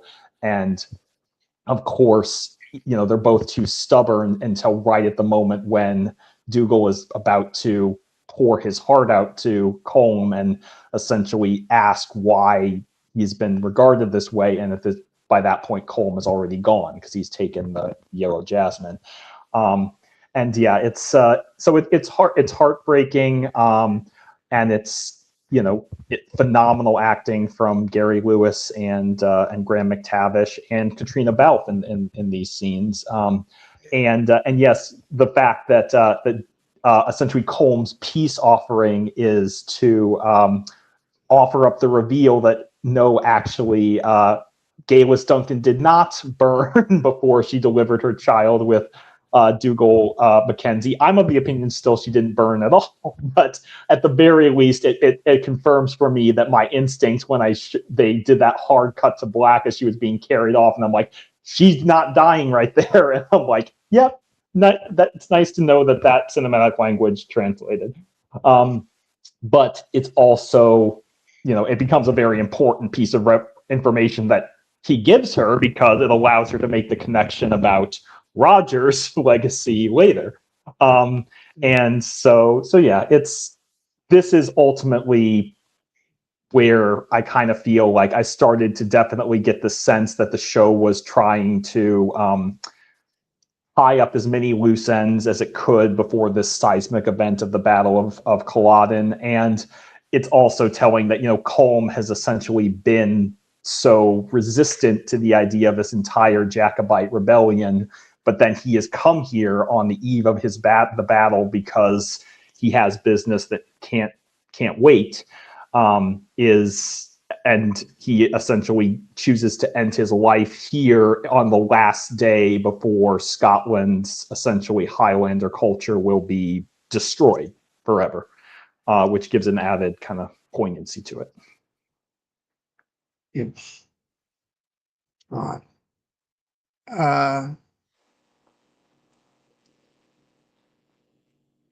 Yeah, I just so much about that final scene between it's just so heartbreaking to me, especially like once you know what's like going on in that final scene between him and Dougal, the fact that he's already, you know, taken the yellow jasmine before Dougal even comes in, so he's just waiting to die, and Dougal comes in and he's basically like, oh fuck, just leave me alone.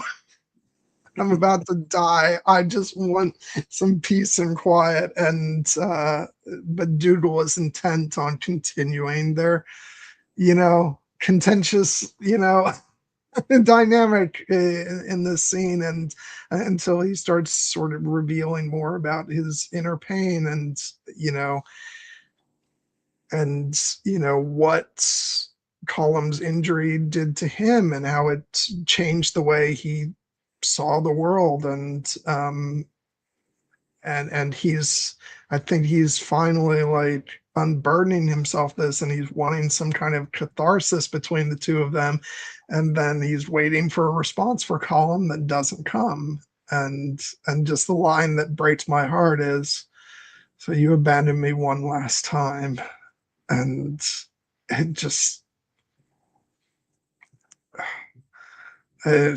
gut wrenching. Like, and that's the thing. Again, as much as like Dougal has so much darkness in him and like a capacity to be a real son of a bitch. Like he's a character that we've come to care for a lot, and because we can recognize that there's so much pain there, um and so it's just so heartbreaking that he doesn't get that final resolution with his brother, and all he can do when he realizes Colum is dead is just, you know, it has just been down to hold his dead brother. And um and as he says, like, all the things left unsaid will forever be stuck in here. And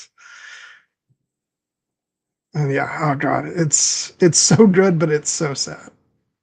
And it's telling that the fact that even in this moment, the opportunities for the missed connection and the fundamental misunderstanding of what was going on here, essentially because Dougal essentially blames Colum's condition on this fall he had from a horse, where we know he basically has a genetic disorder, the Toulouse-Lautrec syndrome, and so he was always doomed to this fate.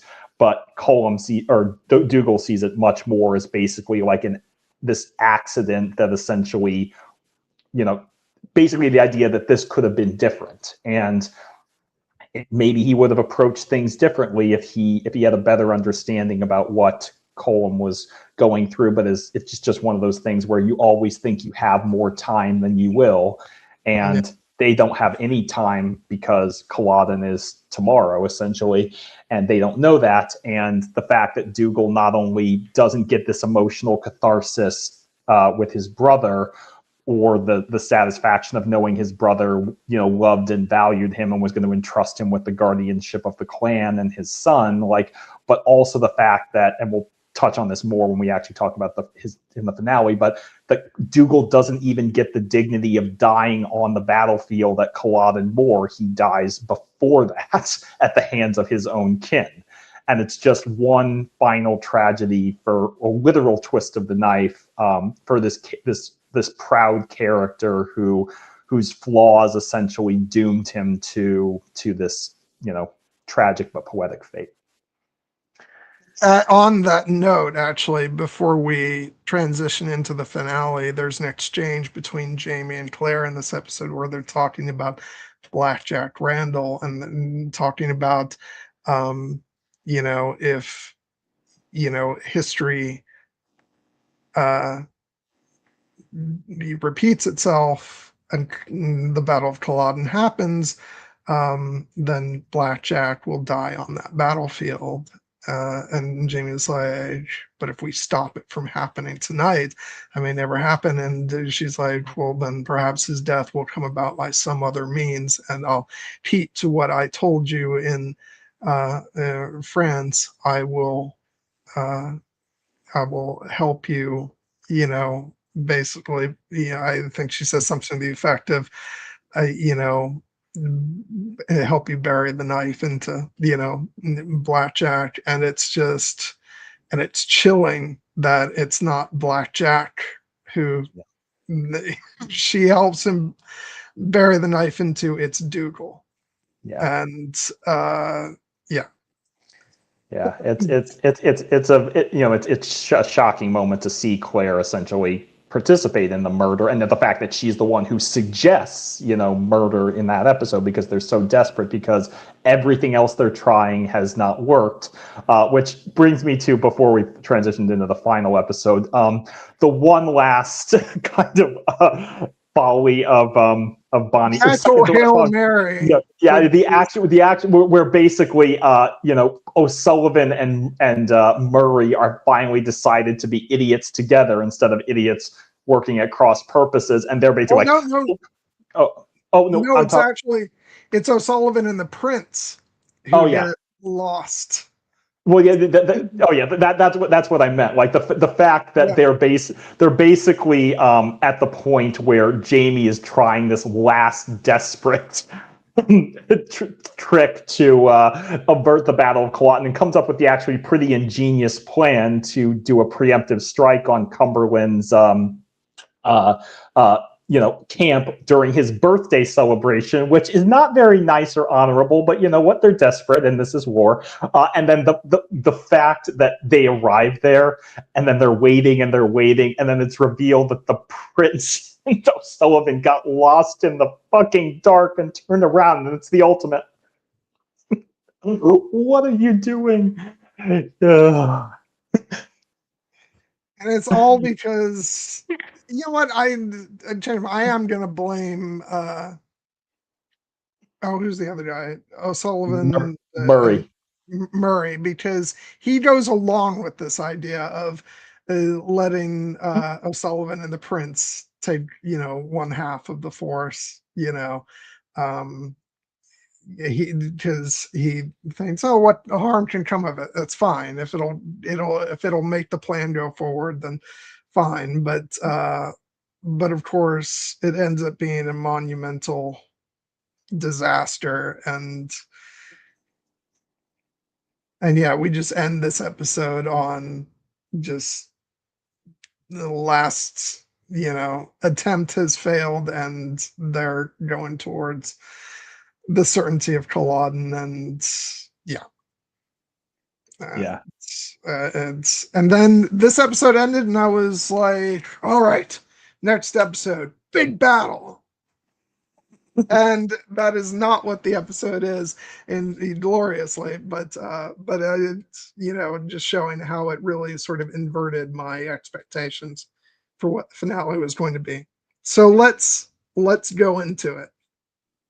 I'm glad we succeeded. I wanted to make sure that we spended, we basically did a whole stream's worth dedicated to a whole normal stream's worth committed to the episodes leading up to this.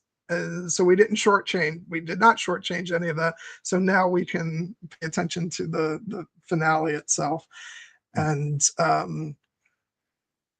yeah, I was like, and we did talk about like the opening a little bit and stuff like that. But what was like your reaction as the episode opened up? Because were you taken aback by the approach of this episode? Because in a lot of ways, the main story of this episode is what's happening in 1968.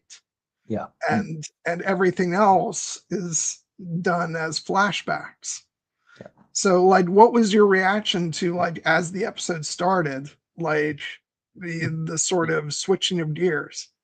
Yeah, no, I mean it was a very pleasant surprise because this season started with essentially Claire's return to her modern times in 1748, and we got that great episode with her essentially resuming, reluctantly agreeing to resume her life with Frank. And so there was always been a part of me that like maybe there will be a bookend where essentially we're seeing more of that. But then it turns out that we're actually going even further into the future, like to 19. So the moment I saw like the the lovely Dame Diana Rigg and the graphic that said 1968, I'm like, oh, this is different. And then we open on Roger, grown up Roger, even though I didn't recognize that was who that was at the beginning. I was like, who is this guy? And then of course it's very quickly revealed.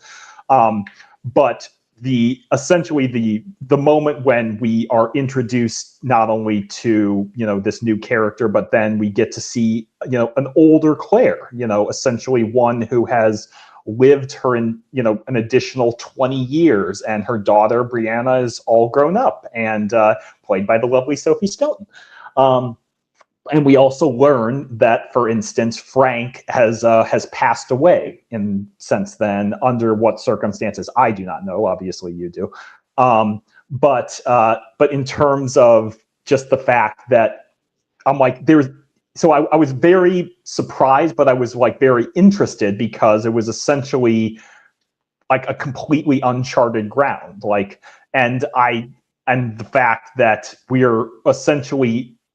We get the sense that Claire has not been back to Scotland until now, probably because it has been too painful for her to think of going back there with the life that she had with Jamie in the past. And so she's just kind of awash in memories and emotions, and the fact that there's very clearly tension in her relationship with her daughter. And so I was really just trying to get my emotional footing here. But it helped greatly to have essentially these new anchor points of Roger and Brianna, and the fact that their chemistry together was so instantaneous, which kind of allowed me to kind of invest in kind of their fun dynamic, like when they are bantering together as they're touring, like as you said, basically Roger being immediately smitten with Brianna is like trying to come up with any excuse. It's like, oh, you have to leave tomorrow? What if you stay the night? What if I show you the wild and beautiful countryside? And the fact that she's very like, they're clearly very well matched. They're both historians. They're both have very interested in their, even though Brianna claims she's not a military historian, she clearly knows a lot about it. And as Lisa points out, I guess, again, neither of us are book readers, but yeah, it would be deliberately jarring, I think, to essentially start off with this new character who, as it turns out, is actually not a new character. He's a character we have seen before. He's just all grown up. But again, this is why I'm so excited when I get to read the books, because I'm just going to delight in all the differences as much as the similarities. So yeah, that's really, I think they did, but I think their choices for the season were really good, because I think it works fantastically to have these characters coming in at the end of the season as kind of like starting the beginning of the next chapter. Yeah, and the fact that we essentially were like, it's a very reflective opening, because Claire obviously is using this opportunity to go back and revisit her history with like that of her life with Jamie. She goes to Lollybrook, and she goes to the battlefield at Culloden, and she kneels down by the stone of Clan Fraser, and which she basically presumes is Jamie's gravesite, and is telling him about her life and their daughter's life. And she's, it's very emotional, because she's again promising herself she won't cry, and then she's like, I bet you didn't think I could do that, because she pulls it off. But in the meantime, Brianna and Roger are kind of having this dynamic where they are almost much more like audience surrogates for us, not the least of which because Brianna is American and sees herself as American, so she's very much an outsider to the, and like the fact that she is that she, she does the bad Scottish accent, and Roger calls her out on it, but then she's calling Roger out of the fact that he's quoting American history to an American and getting things wrong, and she is. What? Can I just say I was so delighted by this, because this won't be a spoiler, because you've said you that a bit about this, but like just the fact that this show will go into American history. Yeah. That like this is stuff I did not pick up on my initial viewing, because I didn't know where the show was going yet, but it was just fun to listen to them lay in the groundwork for some commentary about American history, and like the American Revolution and stuff like that. I was like, oh, they're planting seeds. Okay, cool.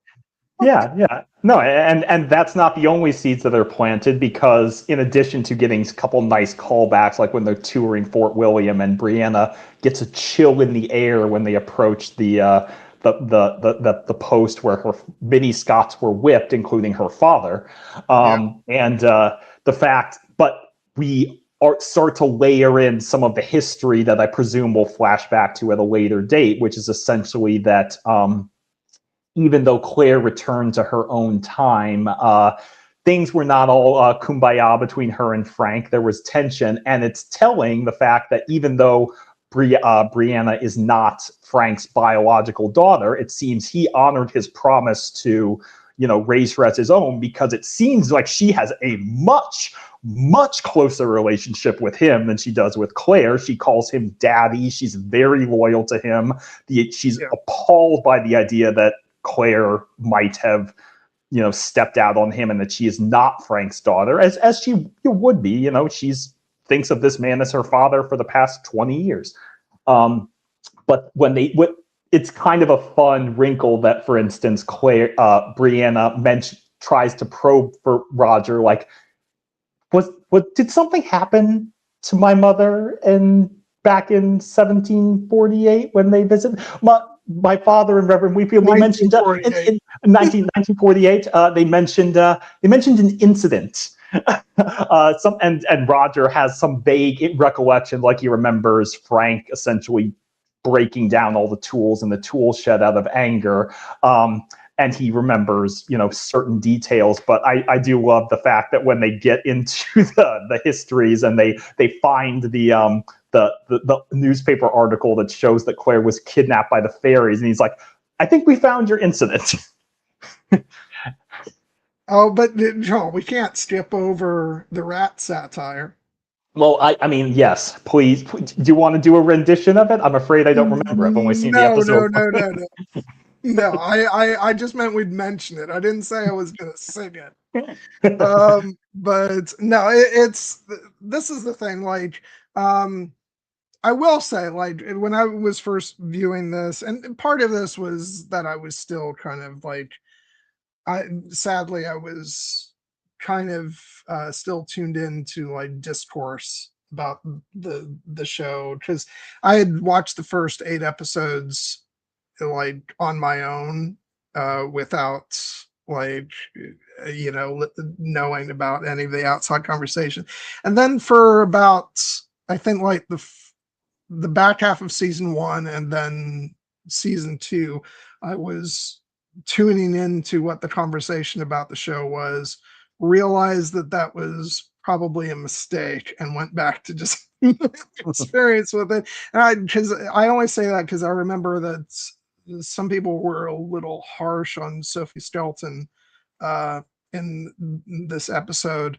But I think that, like, she has the very difficult job in this episode of, she's being antagonistic towards Claire, a character that we love so much. And so I think that it's a difficult start to like get you to fall in love with the character if like she like doesn't believe the main character. And like I think it was undeserved, because I think she actually does a great job in this episode. But I will say, like, she gets to play the warmer aspects of Brianna, like, as the show goes on. So I think that's all unfair. But I only mention this as to say, but I think the entire fandom like immediately warmed to Roger, because he's just like so like, one, he's like puppy dog eyes for Brianna, but also like the singing of the rat satire. Like, how can you not love this guy immediately? But I thought they were both just great. This was a wonderful introduction for the two of them. And yeah, again, like, I think it's so fun to go back and realize that they were introduced so early on in the show, because, as I said before, sometimes it doesn't feel like that. It just feels like they came in like later on. But no, it's they came in at the end of season 2, and they were a fixture on all the way throughout the rest of the series. So it's really fun to like go back and experience it this way. And yeah, I love both of them. And I can't wait to, like, as we enter into this new phase of the series, to sort of go on this journey with them as much as with Claire and Jamie. No, I'm glad you say that over time people warm up to the character of Brianna and Sophie Skelton, because I thought she was great in this Yeah, episode, and Richard Rankin as well. But fandom being fandom, and this being kind of romantic, shipping inclined fandom, like it does not surprise me that again characters who are presented as obstacles or detractors to the central love story tend to unfortunately get rough treatment from the fans, and yeah. especially if they're women, unfortunately. And so the fact that Oh yeah, yeah. no, Uh, this is a fun shipping name. yeah, But the fact that for instance, when there's the big emotional moment when after Brianna confronts her mother, basically with the revelation that she learns essentially that Claire was pregnant at the time that she returned from being kidnapped by the fairies, and therefore it is biologically impossible for her to have been Frank's daughter. And so she knows that her mother, essentially to her mind, cheated on her beloved father, and she confronts her about it. And the fandom is not only going to be defensive of Claire because they have more context, but also the fact that Claire takes the moment to finally emotionally open up to her daughter, which she had not done because basically that was her agreement with Frank, that they would raise Brianna as theirs and that she would not spend her life, essentially just only thinking about Jamie, even though he never left her heart. And so she does this big emotional, revelation of pouring out the story that we've been watching. And Brianna, to my perfect understanding of what is like, doesn't believe her, because if we hadn't watched this entire show, Claire's story sounds ridiculous and it sounds like a lie. It well, sounds finally, like Brianna has the reaction that I would imagine any sane, rational person would have. Like the show has been generous to Claire yeah, in giving her people who actually are willing to go out on a limb with her on yeah, the story. Like even Frank is like so grateful to have her back, and like, and to be granted, there were like things that were unexplainable that like made more sense by her story, but still, like, it's a leap of faith when he says, um, I will, I'm choosing to believe you. And, we get like when she tells the priest at the end of, or the monk at the end of season one, and, she told Jamie, and then they tell Murtaugh, like, it's pretty miraculous that people were willing to believe. But Brianna has the reaction that you expect when yes, somebody says to you, I traveled back in time. And she's yeah, like, did you think I was going to swallow this fairy tale? yeah. And so it's completely understandable.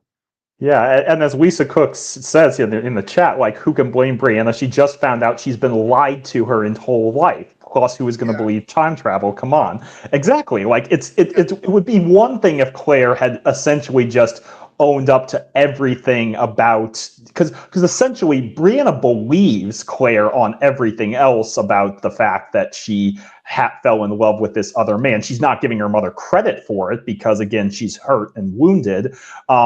But it's the fact that Claire is like, but also time travel, and it's just that's where Brienne can't. I would have died to like get her immediate reaction after, after Claire like says it, because she says if it hadn't have been for the Battle of Culloden, and then we cut back Yeah, to the past, I would have just died for her instantaneous reaction to like, oh, I traveled back in time.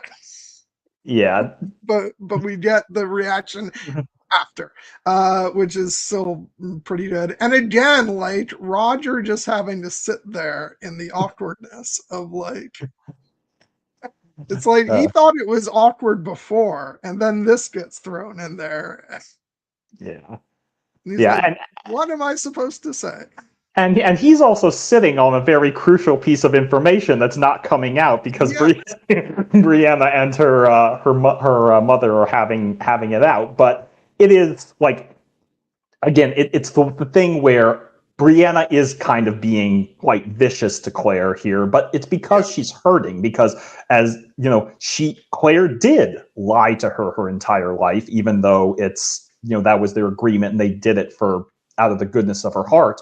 But essentially, when Claire is trying to essentially extol the virtues of Jamie, of this man that she loved, and like she's like, I need to tell you about him. I need to tell you about Jamie Fraser. And Brianna's basically like, I don't want to hear about this guy. Like, you, especially all the more so because it, and this is, I'm saying this a little bit flippantly, but like, it sounds like a fan fiction-y, like, daydream that Claire had, where she traveled back in time and fell in love with this dashing Scottish Highlander, where Brianna's probably thinking, yeah, you met some dude here in Scotland and you ran away with him for a couple years, but then then you went back to my dad.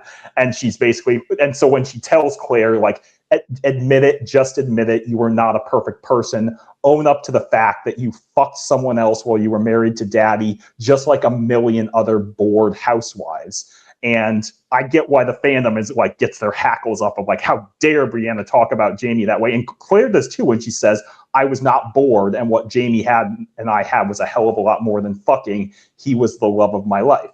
And so Brianna, it's just the fact that it makes total sense that these two characters are not on the same page, and it's the unfortunate reality of that. Maybe if the two of them had a better relationship before this, Brianna might have taken the news better. But as I said, I personally get the sense that because there was a part of Claire that was always pining for Jamie, and because anytime she looked at Brianna, she had to know she's obviously Jamie's daughter. She looks like him. She has his hair color. She has his personality.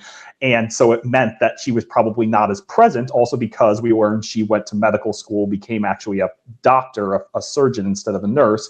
And it means that essentially Brianna developed a much closer relationship with Frank and feels much more loyalty to him.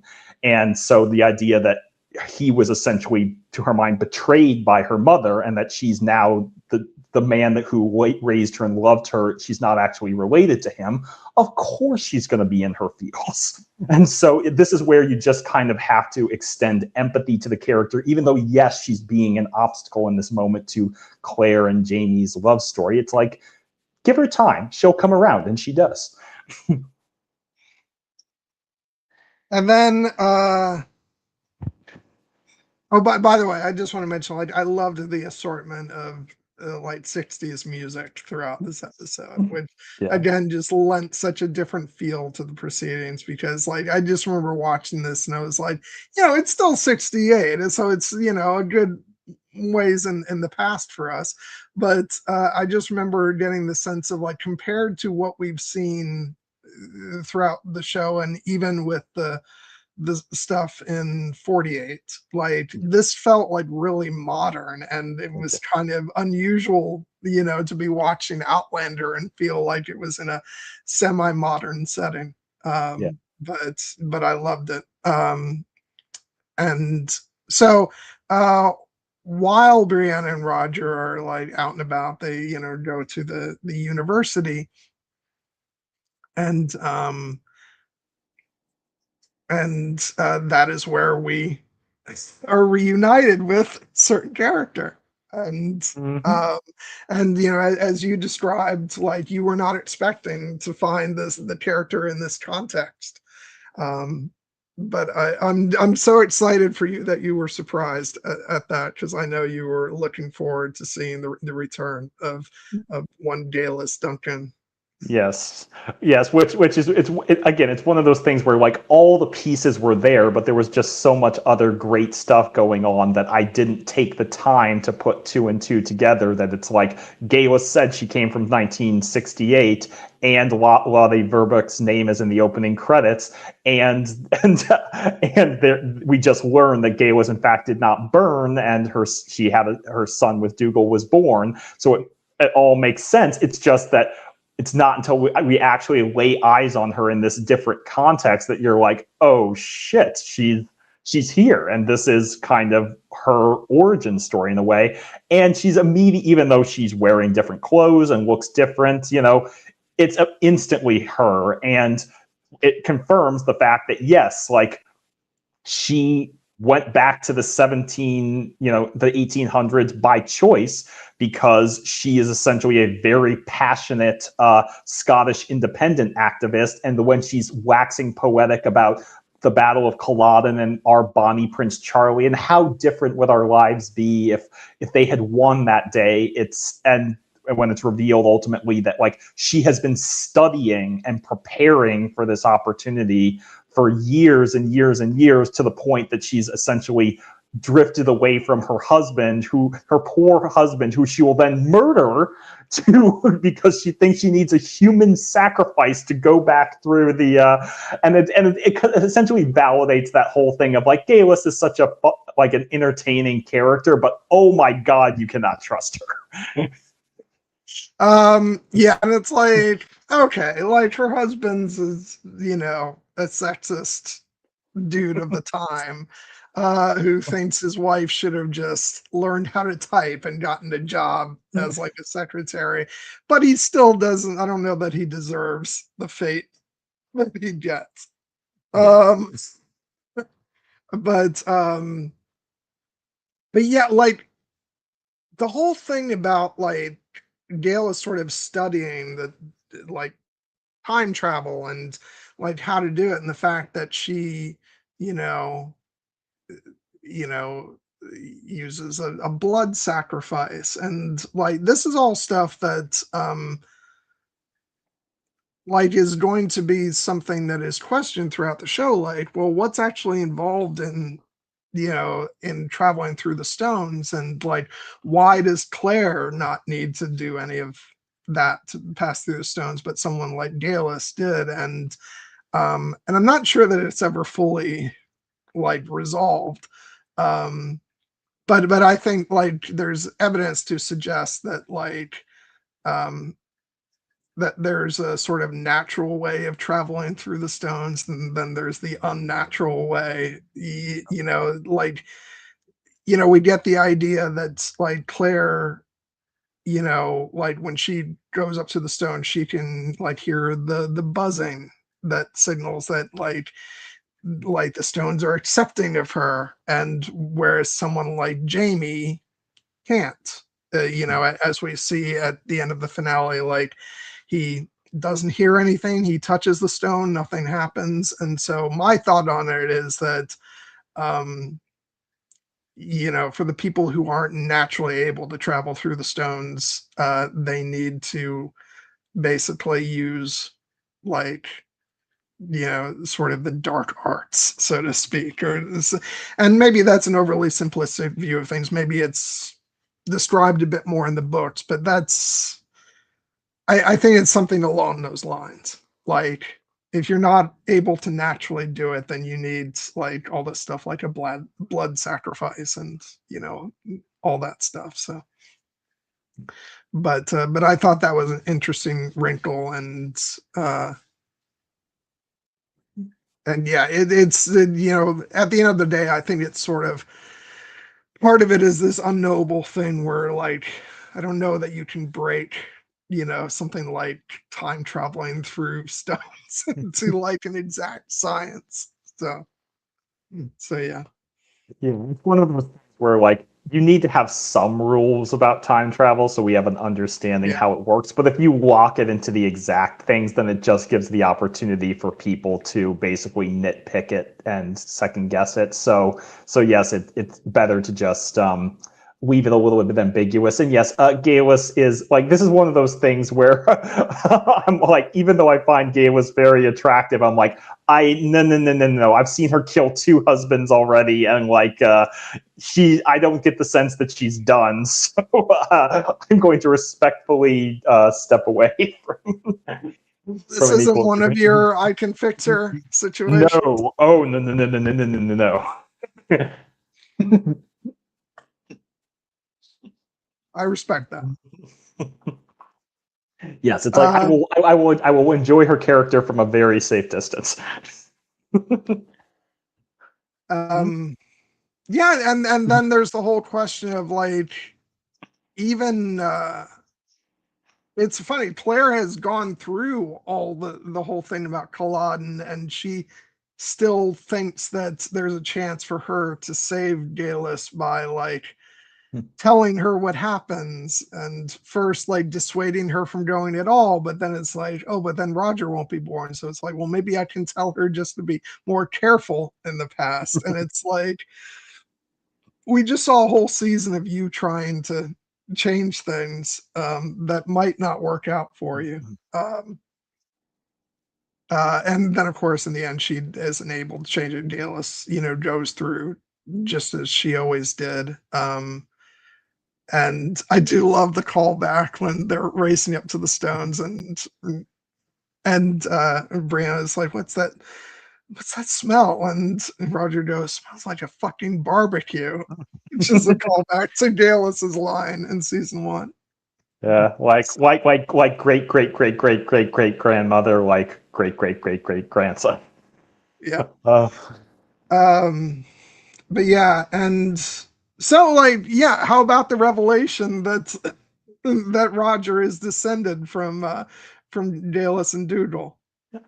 you know what? I think it's a very cool connection. The fact that it's revealed that even though he was adopted by Reverend Wakefield, his true name, last name is Mackenzie, and it just means that we have a connection to the time that we spent with that era of the show, because even though we're essentially closing the book on characters like Dougal, probably not Galus. I have a feeling we're not done with her.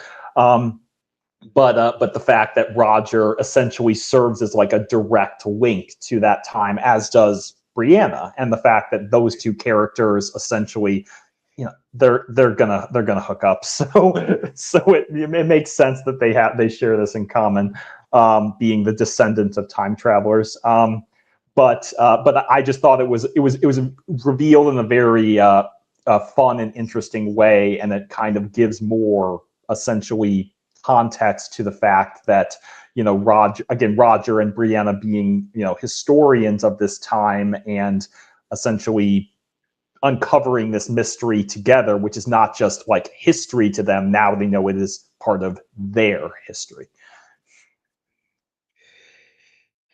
Okay, so before we get ahead of ourselves and talk about like the very end of the episode, let's go back to talk about the other side of this finale, which is all the stuff happening, you know, uh, you know, 200 years ago, and with the Battle of Culloden. And as you indicated, like, this episode starts off where like Jamie has like failed to convince um and Bonnie Prince Charlie to like call off the attack. And it's interesting that like, you know, Charles has thought of, Jamie as his most loyal subject, which is funny on multiple levels.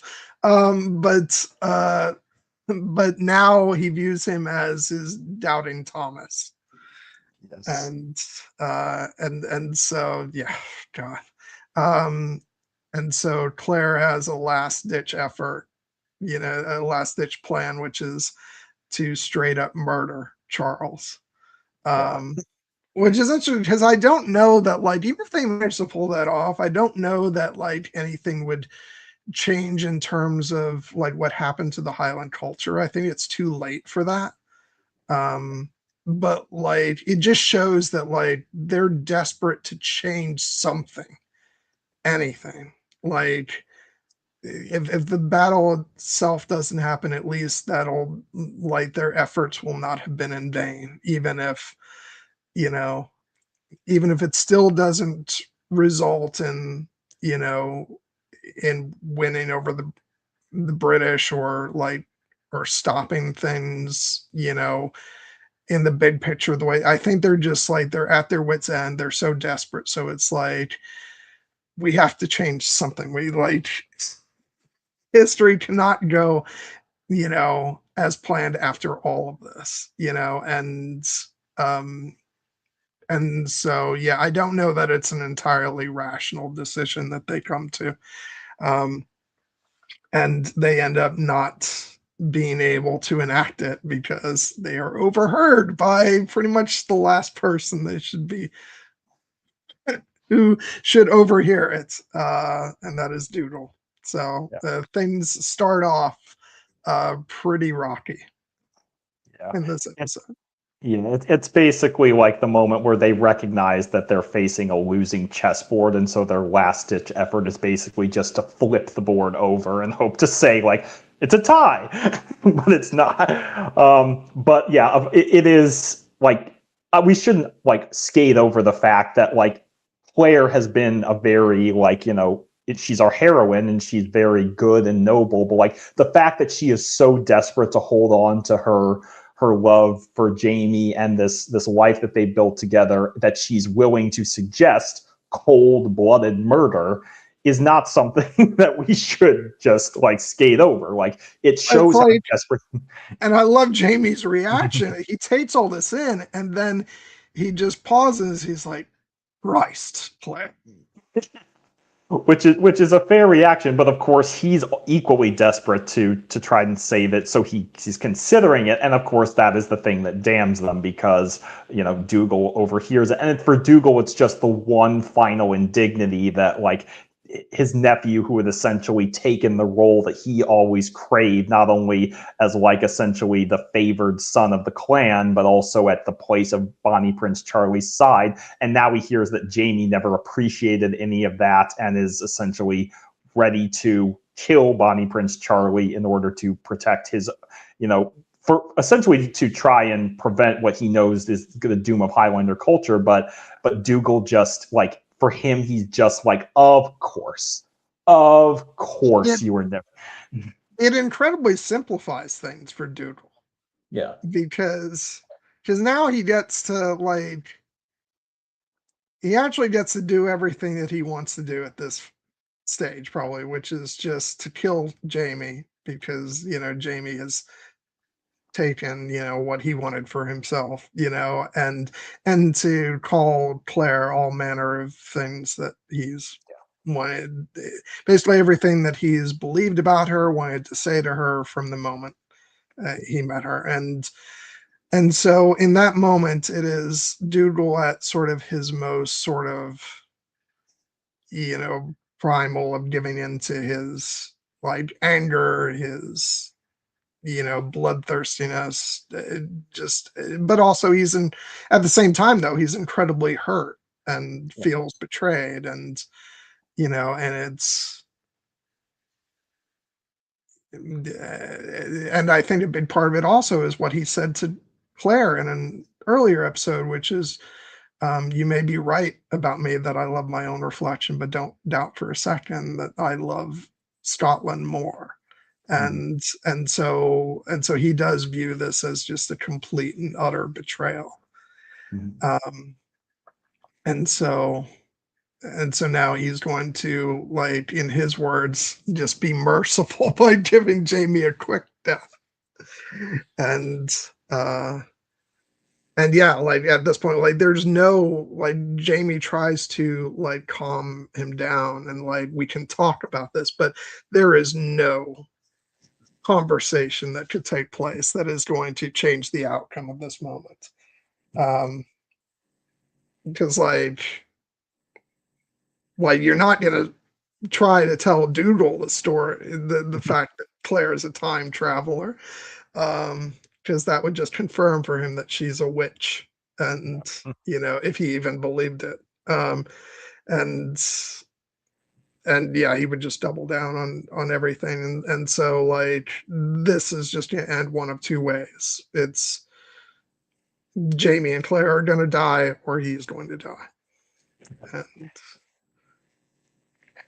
and so yeah, and then when the fight gets to the point where you know where Doodle's on the ground and Jamie turns the knife around, and then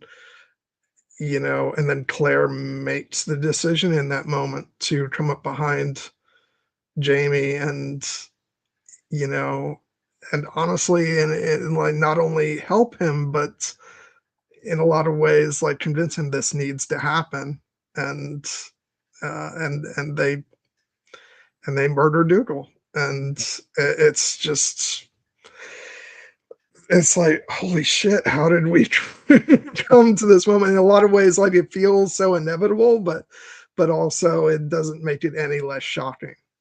Yeah. So uh and and yeah, like you said, it's just it makes for a really tragic character arc for Dougal. The fact that this is his end, that he doesn't even get to die gloriously in battle. Um, he's going to die being murdered by his nephew and his nephew's wife, and um, not that he, uh, not that he doesn't deserve it a lot of ways, but also like if you look at the context, like he's also like you can also feel a lot of sympathy for him in this moment because we have context Yeah. for the fact that Claire and Jamie are entertaining, killing Charles, but if you're just like from Dougal's POV in this moment, like he is rightfully Mhm. furious and feeling betrayed. So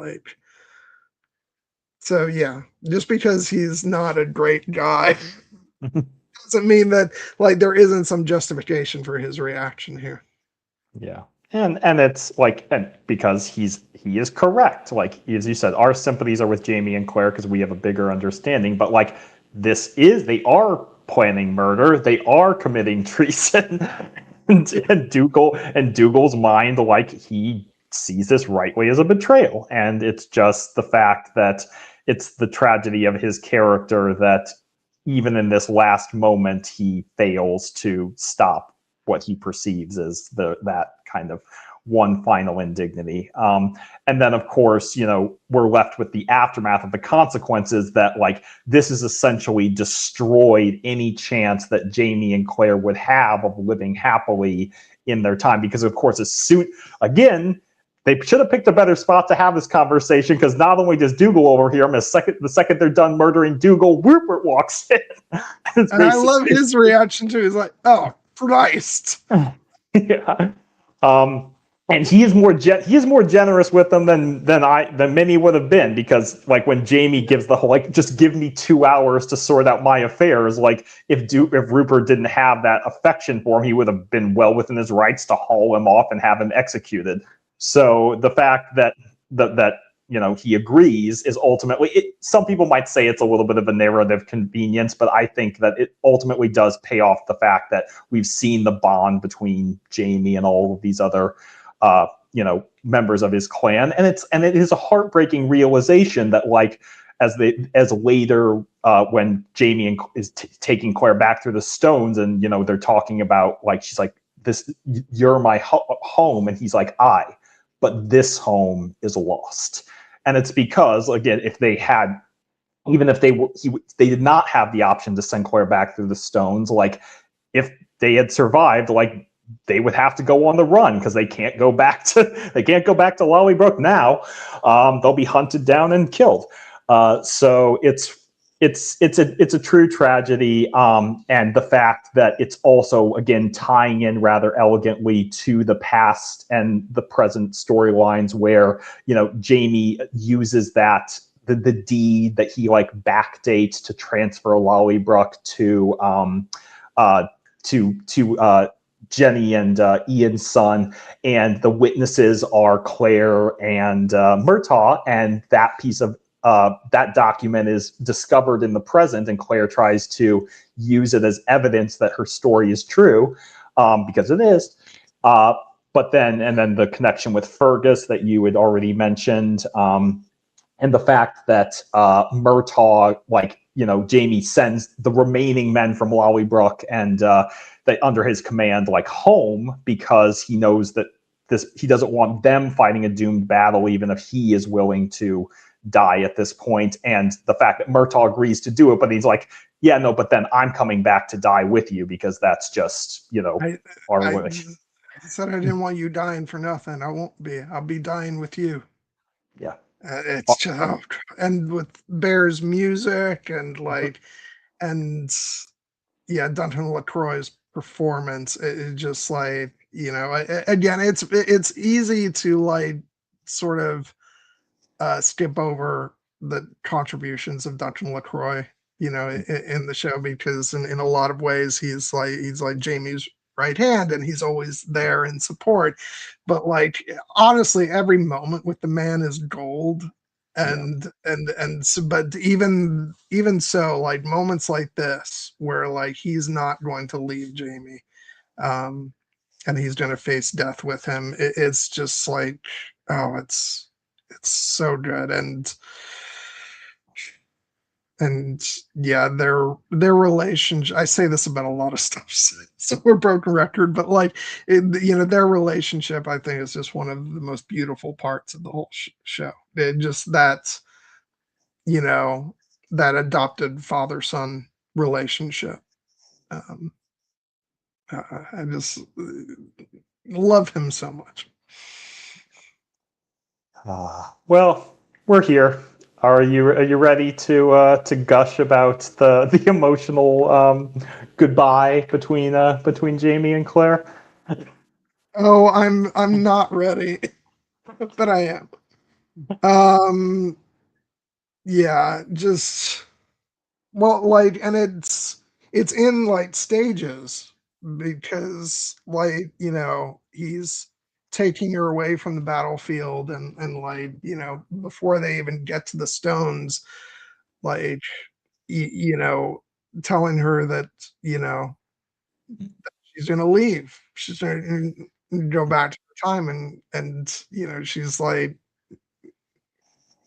this is my home, uh and just the pain on her face, and he has to be strong for her, but that like his heart is breaking, and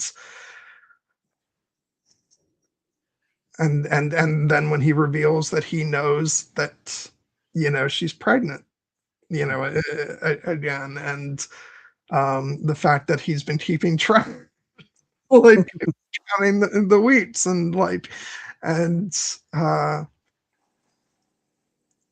yeah, and just, I love like her entire performance, just when she's like, well, you can't know that for sure, and but he does, and like, it's just, and the fact that that's why like he's pushing her to go, because her and the child need to survive, they need to live on, and and that she's like, if I had been loaded up on that pyre, to be burned at the witch trial, would you have left me? Is like, no, I would have jumped on there with you, but I was not carrying a baron. And so, and so, yeah, it's for the legacy of their love together, and the life of the child, that like he's saying, you have no choice, you have to go. And not just that you have to go, but that you have to go back to Frank, Yeah. because it's not just that he's sending her to safety, he's sending her back to her prior husband, a man who he knows will love her and care for her and the child, even if he's never met them, and even if there's the amusing line where he's basically like, tell that, like, the emotional thing of like, tell him I'm grateful, but also, and jokingly, tell him I hate his guts because he's taking my Claire away from me. But Tell him thank you. Tell him I trust him. Tell him I hate him to the very marrow of his bone. yes, which is again a great little like wry line and a very emotional and charged scene. Yeah. But Uh, and and I will defer to you on if you have it up in front. I will in reading what I understand is basically the most beloved line in the entire. yeah, I looked at the post, and it was like, fuck you, I for taking that first. Well, I mean, it's. I was waiting. I was waiting to see if you were going to post, and I was like, I was trying to think of another quote I could use because I knew you were going to use that one, but I'm just like, but you gotta like it's the line. And so it's the first time we've ever used the same quote to promote the screen. But if it's gonna be any of them, it's pretty hard to argue with this one. Yeah, you got Bears music, kicking out the Jamie and Claire love theme, and and then the build up to, but when I stand before God, I'll have one thing to say to weigh before all the rest. Lord, you gave me a rare woman. God, I loved her well. It's just so beautiful. And yeah, and then because, they gotta have one more uh Yeah, sex scene, abbreviated though it must be under the circumstances. And it's just so romantic and beautiful, and it's like heart-achingly amazing. And yeah, and then they just take a moment to just, hold each other close, and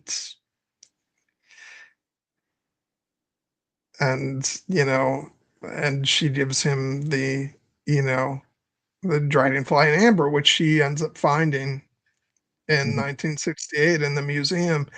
um and then she said, blood of my blood, and he responds, bone of my bone. And oh god, it's just so fucking heartbreaking. I Yeah, just oh and but then you got the slow walk up to the stone, and just like the pain in his eyes, and just as they he slowly, walks up to him and says, oh god, I just, goodbye Claire. And it's just, oh, I can't take it, it's so beautiful. yeah, and it's so like it's emotional on so many levels. Not only because it's they believe at this moment the end of their love story, not only because Claire is leaving, but because as soon as she goes through the stones, Jamie believes he is going back to Culloden to die. Yeah, And the fact that he, like, for instance, the reason he's choosing that fate is because he knows if he does not die on the battlefield at Culloden, then he will essentially be either hung by the British as a traitor or executed by the Scottish clans as a traitor for having killed Dougal. And so dying with a sword in his hand is the most honorable thing that he can do. Like, to quote a movie that we love, dying for the right cause is the most human thing that we can do. yeah, That is the fate that Jamie is choosing for himself. But he also is that doesn't mean he's giving up all hope, because before that iconic line that you mentioned, there's a little prelude to it where he talks about, that he will see her again. He's like, I will find you, I promise. If I have to endure 200 years of purgatory, 200 years without you, then that is my punishment that I have earned for my crimes, for I have lied, killed, stolen, betrayed, and broken trust. And it's the kind of thing that, like, yes, he's done all this with his eyes wide open, but for him it's all worth it, because his love for Claire and her love for him is just that special. which recalls the opening of the show where we see the ghost, Mm-hmm. watching Claire, um and so I won't say anything more on that. but Yeah. like but it definitely brought that to mind. And another heartbreaking just line is, she's like, you know you know come with me, don't you hear the buzzing? It says, I don't hear anything. I can't. And she says, you could try. And then he does go up, he touches the stone, nothing happens. And so, he knows that he has to stay behind while she leaves. Oh, and like it's all the more like, this would have been dramatic enough if this show had done the more traditional thing of starting the season off with them arriving in Paris, and we don't find out what happens, like, after her, going through the stones until after this moment. But we have seen it. We know that she returned, everything else that we've seen in this episode is like 20 years later. And so like this isn't there's no hope of this being quickly undone. It's like they're about to separate and live at least 20 years of their lives without each other. And so this is big. This is, it's I sort of even though, you know, me, I hate to make an MCU reference, but it is reminiscent of sort of what they did with the, with the end of Infinity War, where it's like, or more so the beginning of Endgame, where like, you get to the end of Infinity War and be like, well, they can still, you know, uh, take backsies on this, but then you get to the opening of Infinity War, and you got like how many years later does it say? Does it say like 5 years? And you're like, oh shit, this stuck, and like, and they've still been dealing with the ramifications of that in the current MCU. So like, so in a very like similar thing of like, this is a bell that can't be unrung. Like, regardless of what happens from this point on, you know, they've been apart for 20 years. And that's going to like that's changed things forever. And so like I admire the audacity of the show, of both the books and the show for that. But what it does is in this moment, because we've been cross-cutting between the past and the present, so to speak, this moment has so much more weight and gravity than it might otherwise have, because we know what follows this. Mm-hmm. And it makes it even more gut-wrenching and heartbreaking. So I just, yeah, it's like one of the greatest parts of the series, but also like the most heartbreaking. Yeah. As it's like, yeah, it's the separation of these two characters who love each other so deeply, for a significant portion of their lives.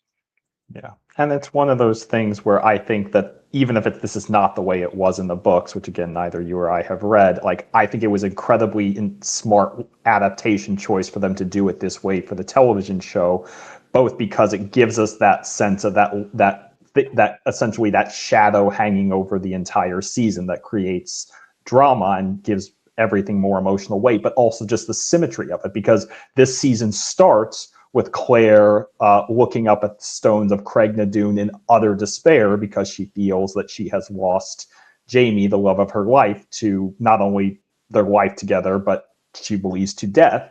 And the season ends with her looking at the stones of Craignadoon with hope and the rising sun, because of because of not only the fact that she, essentially has managed to convince, the one good thing that Gayla's going through the stones does is it convinces Brianna maybe Mom's time travel story actually has some truth to it.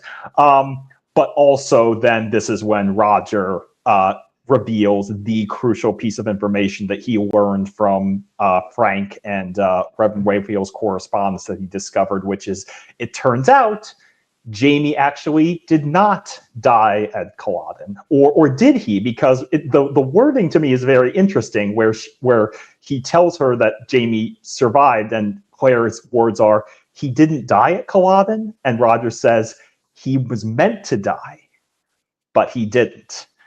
And that makes me wonder if perhaps this was something that they managed to change. Maybe. Maybe Jamie maybe Jamie was actually meant to die in Culloden, but the love that he and Claire shared was just so strong that he couldn't die. See, and this is the shit that I was talking about, like on the last stream, where it's like, I think, for all intents and purposes, I think that the story does take the view of like, time with time travel, like the Lost thing, where it's like whatever happened happened, but there's still some ambiguity about like, but can certain things be changed? There Yeah. is like, as you referenced again, another Marvel reference, like there's the canon events, but Yeah. then like outside of that, can you change certain things? And yeah, it's, and like I said, there's even the argument that like everything that Claire and Jamie did had an effect, but that through their actions, they actually brought about the very Yeah. things that they were trying to prevent. And so, so I don't think the show gives a finite answer on Yeah. like, is fate absolute, or are there certain things you can change? And we can have a much more robust conversation about that when we get to the end of the series. But yeah, it's interesting. And yeah, I'm a sucker for big, uh, I have to go back moments You you you with just you you finales. just, you just mentioned Lost, and it's like Yeah, it's right it's there. right there. We have to go back. Yeah. And so yeah, no, I absolutely love it. And it's just, yeah, so it's such a big moment. And I love the way it's shot with the sun coming over the hill, and and and then cutting the credits, and instead of what you're expecting is like, maybe another rendition of the Skyboat song. No, we're gonna get the '60s music, you know, which was so much fun. But yeah, what an like, yeah, I think this is definitely one of the, like, this finale is definitely one of the sort of crowning achievements of the show. Um, and I'm trying to remember. I don't think like the series finale is a little bit longer than an average episode, but I think this is kind of the only time that they did like a substantially longer, like double length episode. Um, and uh, so, but I thought it was just pulled off remarkably well, and it kind of felt like, to make another Lost comparison, this kind of felt like in the same vein of what that show did with the I, I believe with the season 3 finale, where basically, um something that we didn't expect was that that whole episode was framed by Desmond's story, who was, from that point forward was an integral part of the show. But before that finale, it was like, oh, that guy. Um, Yeah. and and so I like that this episode kind of did a similar thing, which was that, it flipped like the context of everything, where the storyline in 68 was the main story of the episode, and then everything else was done via flashback. So I thought it was just a really fascinating way to do the finale of the season. And yeah, it's still one of my favorite episodes. Yeah, I think it's the season 2 finale of Lost that's centered on Desmond, because the season 3 finale is the one with the You're flash forwards and the we have to go back. But yeah, right. I think that this is, for all intents and purposes, this is a very special episode of Outlander under every circumstance, and so to me it makes sense that it deserves that runtime. And what's impressive about like the way it's written and directed and edited is like, even it never drags. It never it feels like it flies by, even though it's basically like movie length. And that's a credit not only to the performers, but to I believe this episode was written by Tony Graffia and Matthew Roberts, and then directed by Philip John, who actually looks like directed most of the episodes in this back half of the season. So shout out to him. But yeah, it's just like, it's one of those things where you can instantly tell why this episode is so beloved. And for me, I would agree. I think it is probably the best episode in terms of the way it's constructed and the way it's framed and the emotional power of it that I've seen of the show so far. There are others that I love.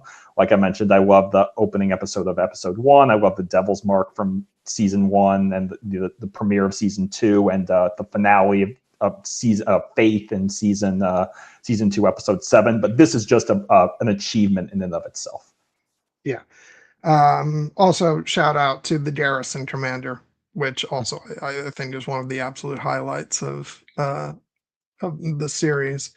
And it's very fitting that this episode was written by Tony Graffia and Matthew B. Roberts, because I, feel like they were kind of continued to be the stewards of the show throughout the rest of its run, as I think you see Ronald D. Moore kind of step back a little bit from duties, because he's had a lot of different shows over the years that he's been juggling, so it was only natural. So but the show was in very safe hands with the two of them, and I want to make sure I feel like there's another name that I might be leaving out. I don't want to let me see. Yeah, I don't want to forget Meryl Davis. She's also been a big part of the show throughout its entire run. So yeah. And also, like, I'm just going through some of the names I see, like, yeah, the opening episode of the season was written by Ronald D. Moore. There were a number of episodes written by Ira Stephen Bear, who was also a big, voice in season 1. Ann Kenny, who's a big voice for the show.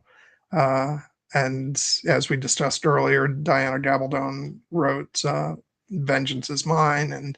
And so, yeah, like a lot of big names. And yeah, Ira Stephen Bear kind of stepped back from the show after this season, but you continue to have, like, Ronald D. Moore actually did write the premiere of season 3. So and, like, I think he wrote some episodes throughout the series. I know he wrote at least one in season 8, I believe. Yeah. And so, but yeah, this was this definitely feels like the handing off to a new era of the show. So it'll be fun to dive into that. But also, in a lot of ways, it's funny, like, season 3 is also a transitional season too, because I feel like season 3 is the one that takes us from this era of the show into what the show is going to look like for the rest of its run. So, but also season 3 is quite wild in some of the stuff that it does. Like the second half of, yeah, they took over in season 4.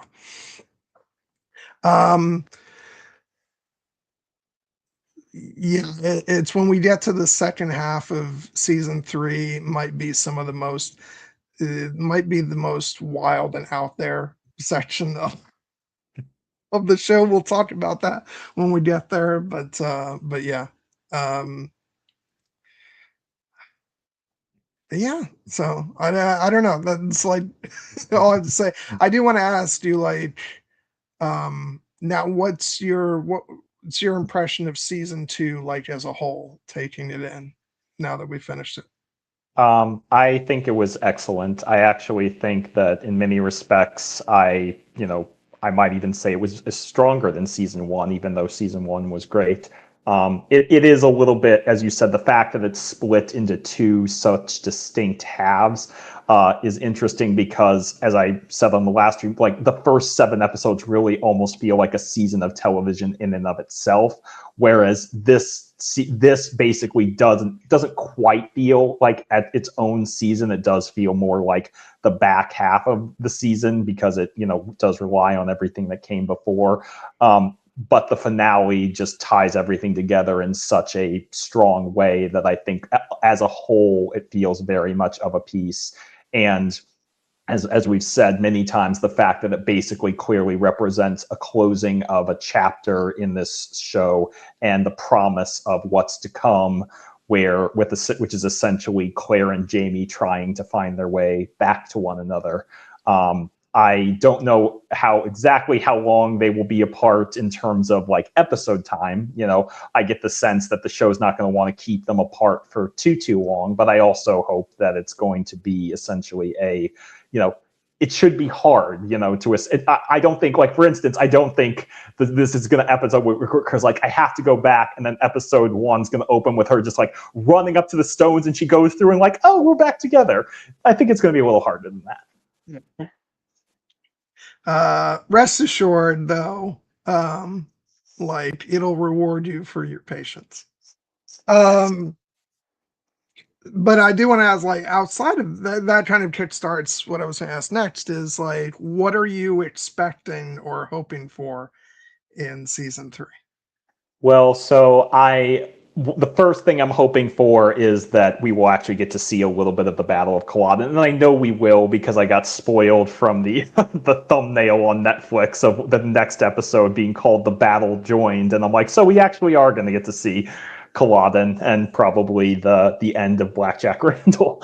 But actually, the thing that I'm most looking forward to about the next few episodes is the modern characters, because like I kind of I have a feeling that Jamie's gonna be going through some rough times, but what else is new when it comes to Jamie back in the 1700s? But the characters of Roger and Brianna I just took to them so immediately that I'm actually really looking forward to spending more time with them in this current context. And the idea that like when Claire goes back through the stones, like I'm presuming they're not gonna go with her, but maybe they will. I ain't saying shit. And I wouldn't expect you to. This is me like feeling things out, and because I do. In all seriousness, even though I'm really looking forward more towards the towards to the characters of Roger and Brianna and Claire in the modern day and trying to figure out a way to get Claire back to the 1700s. I am interested to see kind of the emotional fallout that awaits Jamie back in the 1700s, because again, he went to Culloden expecting to die, and then he seems does not. And so how is he going to live in this in essentially the aftermath, where the British will essentially be persecuting the Highland clans as punishment for this failed rebellion, and he is going to be presumably estranged and on the run from all different factions who want him dead. So I do not think, like I said, Jamie is not new to suffering. I think that he is, and I can't wait either, Lisa. This has been really fun. This is what's really fun. And Lisa, we want to thank you for tuning in for these discussions, because like the big fun for me about doing this, as much as like, I wanted just to do these streams about Outlander just for my own sake, because I love the show so much. But like a big part of this was getting to watch Jared discover the show bit by bit as we go through. And so it's fun to have somebody join us in the chat to go through that. So it's a lot of fun. So thank you. Yeah, thank you. And as I said, I'm doing my absolute best to remain spoiler free outside of the few nuggets that I've just gleaned from cultural osmosis, because the show's been around for 10 years. But even though I like, for instance, I know certain things, I have no context for the things that I know, and so it's a very, very blank slate going forward. But the show has definitely earned my trust. So any like hopes for, like, we said goodbye to a lot of characters, but do you have any hopes for returning faces Well, going into the next season? I mean, there are characters who I definitely think are, who have been staples of the show, like we know Jamie survived. Did Murtaugh survive? I sure as hell hope so, because I can't really imagine the two of them with that. Not they're inseparable. I am very keen to see if and when Galus resurfaces. And then even somebody like Leary. Let's find out what happens with Leary. What now that Claire, that dastardly Claire, is out of the picture and she has beloved Jamie all to herself in the 1700s. But also, and then like Fergus, as I said, like Fergus is another character who I'm expecting we will, pick up with much later in his life when he's played by a different actor. But you said that he's such a beloved character, and I'm like, I can't wait to meet that version. Yeah. Okay, cool. So just a bit of a preview for what we're doing next. I was so divided on like where to split the episodes for season 3, because I do think that there are still like two distinct like sections of season 3, but it's probably the last season that has that. I think moving forward after that, we'll do like I'll pick a episode with like a good dramatic stopping point, and that's how we'll split the episodes. Um, so I had thought about, do I want to like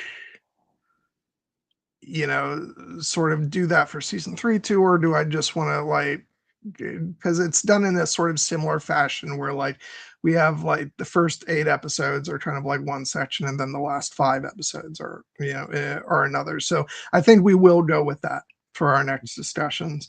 And then moving forward after that, it'll really be more of a sort of way of facilitating an easier viewing schedule. So that's like we're not cramming in like 12 or 13 episodes in one week. So yeah. So yeah, the next time we talk about Outlander, it'll be the first 8 episodes of season 3. So Okay. so looking forward to that. And as for what is lying ahead, besides that, next week, originally we talked about this last week, but up until last week, we had we had it on our schedule that we were going to talk about the movie Project Hail Mary next week. We're not actually going to do that because I'm putting that off until I have a chance to buy the 4K Blu-ray, which comes out in August. So actually, what we're going to do next week instead is we're going to talk about the film Hamnet, directed by Chloe Zhao, which was one of our favorite movies of last year. So really looking forward to finally get to talk about that movie, because we talked about it a little bit on our Oscar stream, but I'm looking forward to giving it the due it deserves all on its own. And then the week after that, which is going to be our official 100th stream as co-hosts, stream, we're going to be celebrating the 15th anniversary of Game of Thrones. Yes. So excited for that. And then the week after that, we'll have AK joining us to do a discussion on the 1995 Mortal Kombat, which I'm really excited to do. Which, by the way, have you seen the new one yet? I No, know you said. I because unfortunately it left theaters before I could get there to see Okay. it. So I'm gonna have to wait till it comes out on digital to see it. But I'm looking forward to it because again that's a fun movie. The original 1995 movie is quite fun. So Yeah. And then after that, we'll be back to Outlander. So we'll do Outlander season 3, the first 8 episodes on June 28th. And then, unless I had thought about this, I'll have to talk to AK, and you and I can talk about it. I wondered about whether we wanted to, maybe flip the Mortal Kombat stream and the first Outlander one, or just keep it the way it is, where we would basically do the first half of Outlander on June 28th, and then the second half of season 3 on July 5th. Do you have a thought on that? I'm perfectly fine with either way, just because as you said, will depend a lot on the AK's schedule. If one week works better for her than the other, I'm totally flexible on that. Yeah, part of it may just be I'm so eager to dive back into into Outlander season 3 that I'm like, maybe we can push it a week earlier, but I don't know. We'll see. We'll talk about it. Either way, we're looking at late June for resuming that. Um, so yeah. Oh well, thank you, Lisa. That means a lot. Thank Thank you. you. So yeah, so that's our schedule ahead. After that, you and I will be doing respective things for a couple weeks, so we'll actually be taking a break. But the plus side is that when we come back from that, we'll basically be taking about 3 weeks off, and when we come back, we're going to be diving right back into Outlander. So we'll have Outlander season 3, 3 week break, and then Outlander season 4. So, so that'll be cool. Okay, cool. Anything else you want to say before we? No, Wrap? I'm just really looking forward to everything we got coming up. It's Hamnet next week. Love that movie to pieces. It was my number 2 favorite movie of the last year. Beyond excited for our Game of Thrones discussion because it's a long time coming. You may have gleaned from our discussion how many references to Game of Thrones we shoehorned into this Outlander discussion, that it's a very important show for both of us. It's also the reason that we became friends in the first place. And so that's a very fitting commemoration. And I've started my rewatch of House of the Dragon in anticipation of season 3 coming up soon, and can't wait for all of that. Yeah, that's my only, because we are planning to discuss House of the Dragon season 3 when it comes out, and like we're gonna have to shoehorn some House of the Dragon discussion into our Game of Thrones 15th anniversary talk, because we haven't actually had the chance to talk about seasons 1 and 2 of that show. So yeah. Well, we've talked about it. It just hasn't been on air for the channel. Yeah. So I don't know. We'll probably get there one day. Yeah. But yeah. Yeah. So yeah, thank you. Thank you again, Lisa, and thank you for everybody who uh watched, either watched this live and didn't chat, or comes to watch it later. If you like what you see, please subscribe to the channel. We've been doing, I feel like I was looking at like what we've been discussing, and like we've had a lot, obviously we've had a lot of Outlander, and we've also had a lot of Star Wars that we've been doing. So I'm like, next week actually feels incredibly fresh that we'll be doing something like Hamnet. So yeah, looking forward to that. But I don't know, it won't be too long before we get back into some Star Wars stuff, I'm sure. I'm sure. Yeah. Okay. Well, thank you everybody, and we will see you next week. And yeah, hope you have a absolutely wonderful evening. But yeah. Bye. Bye-bye.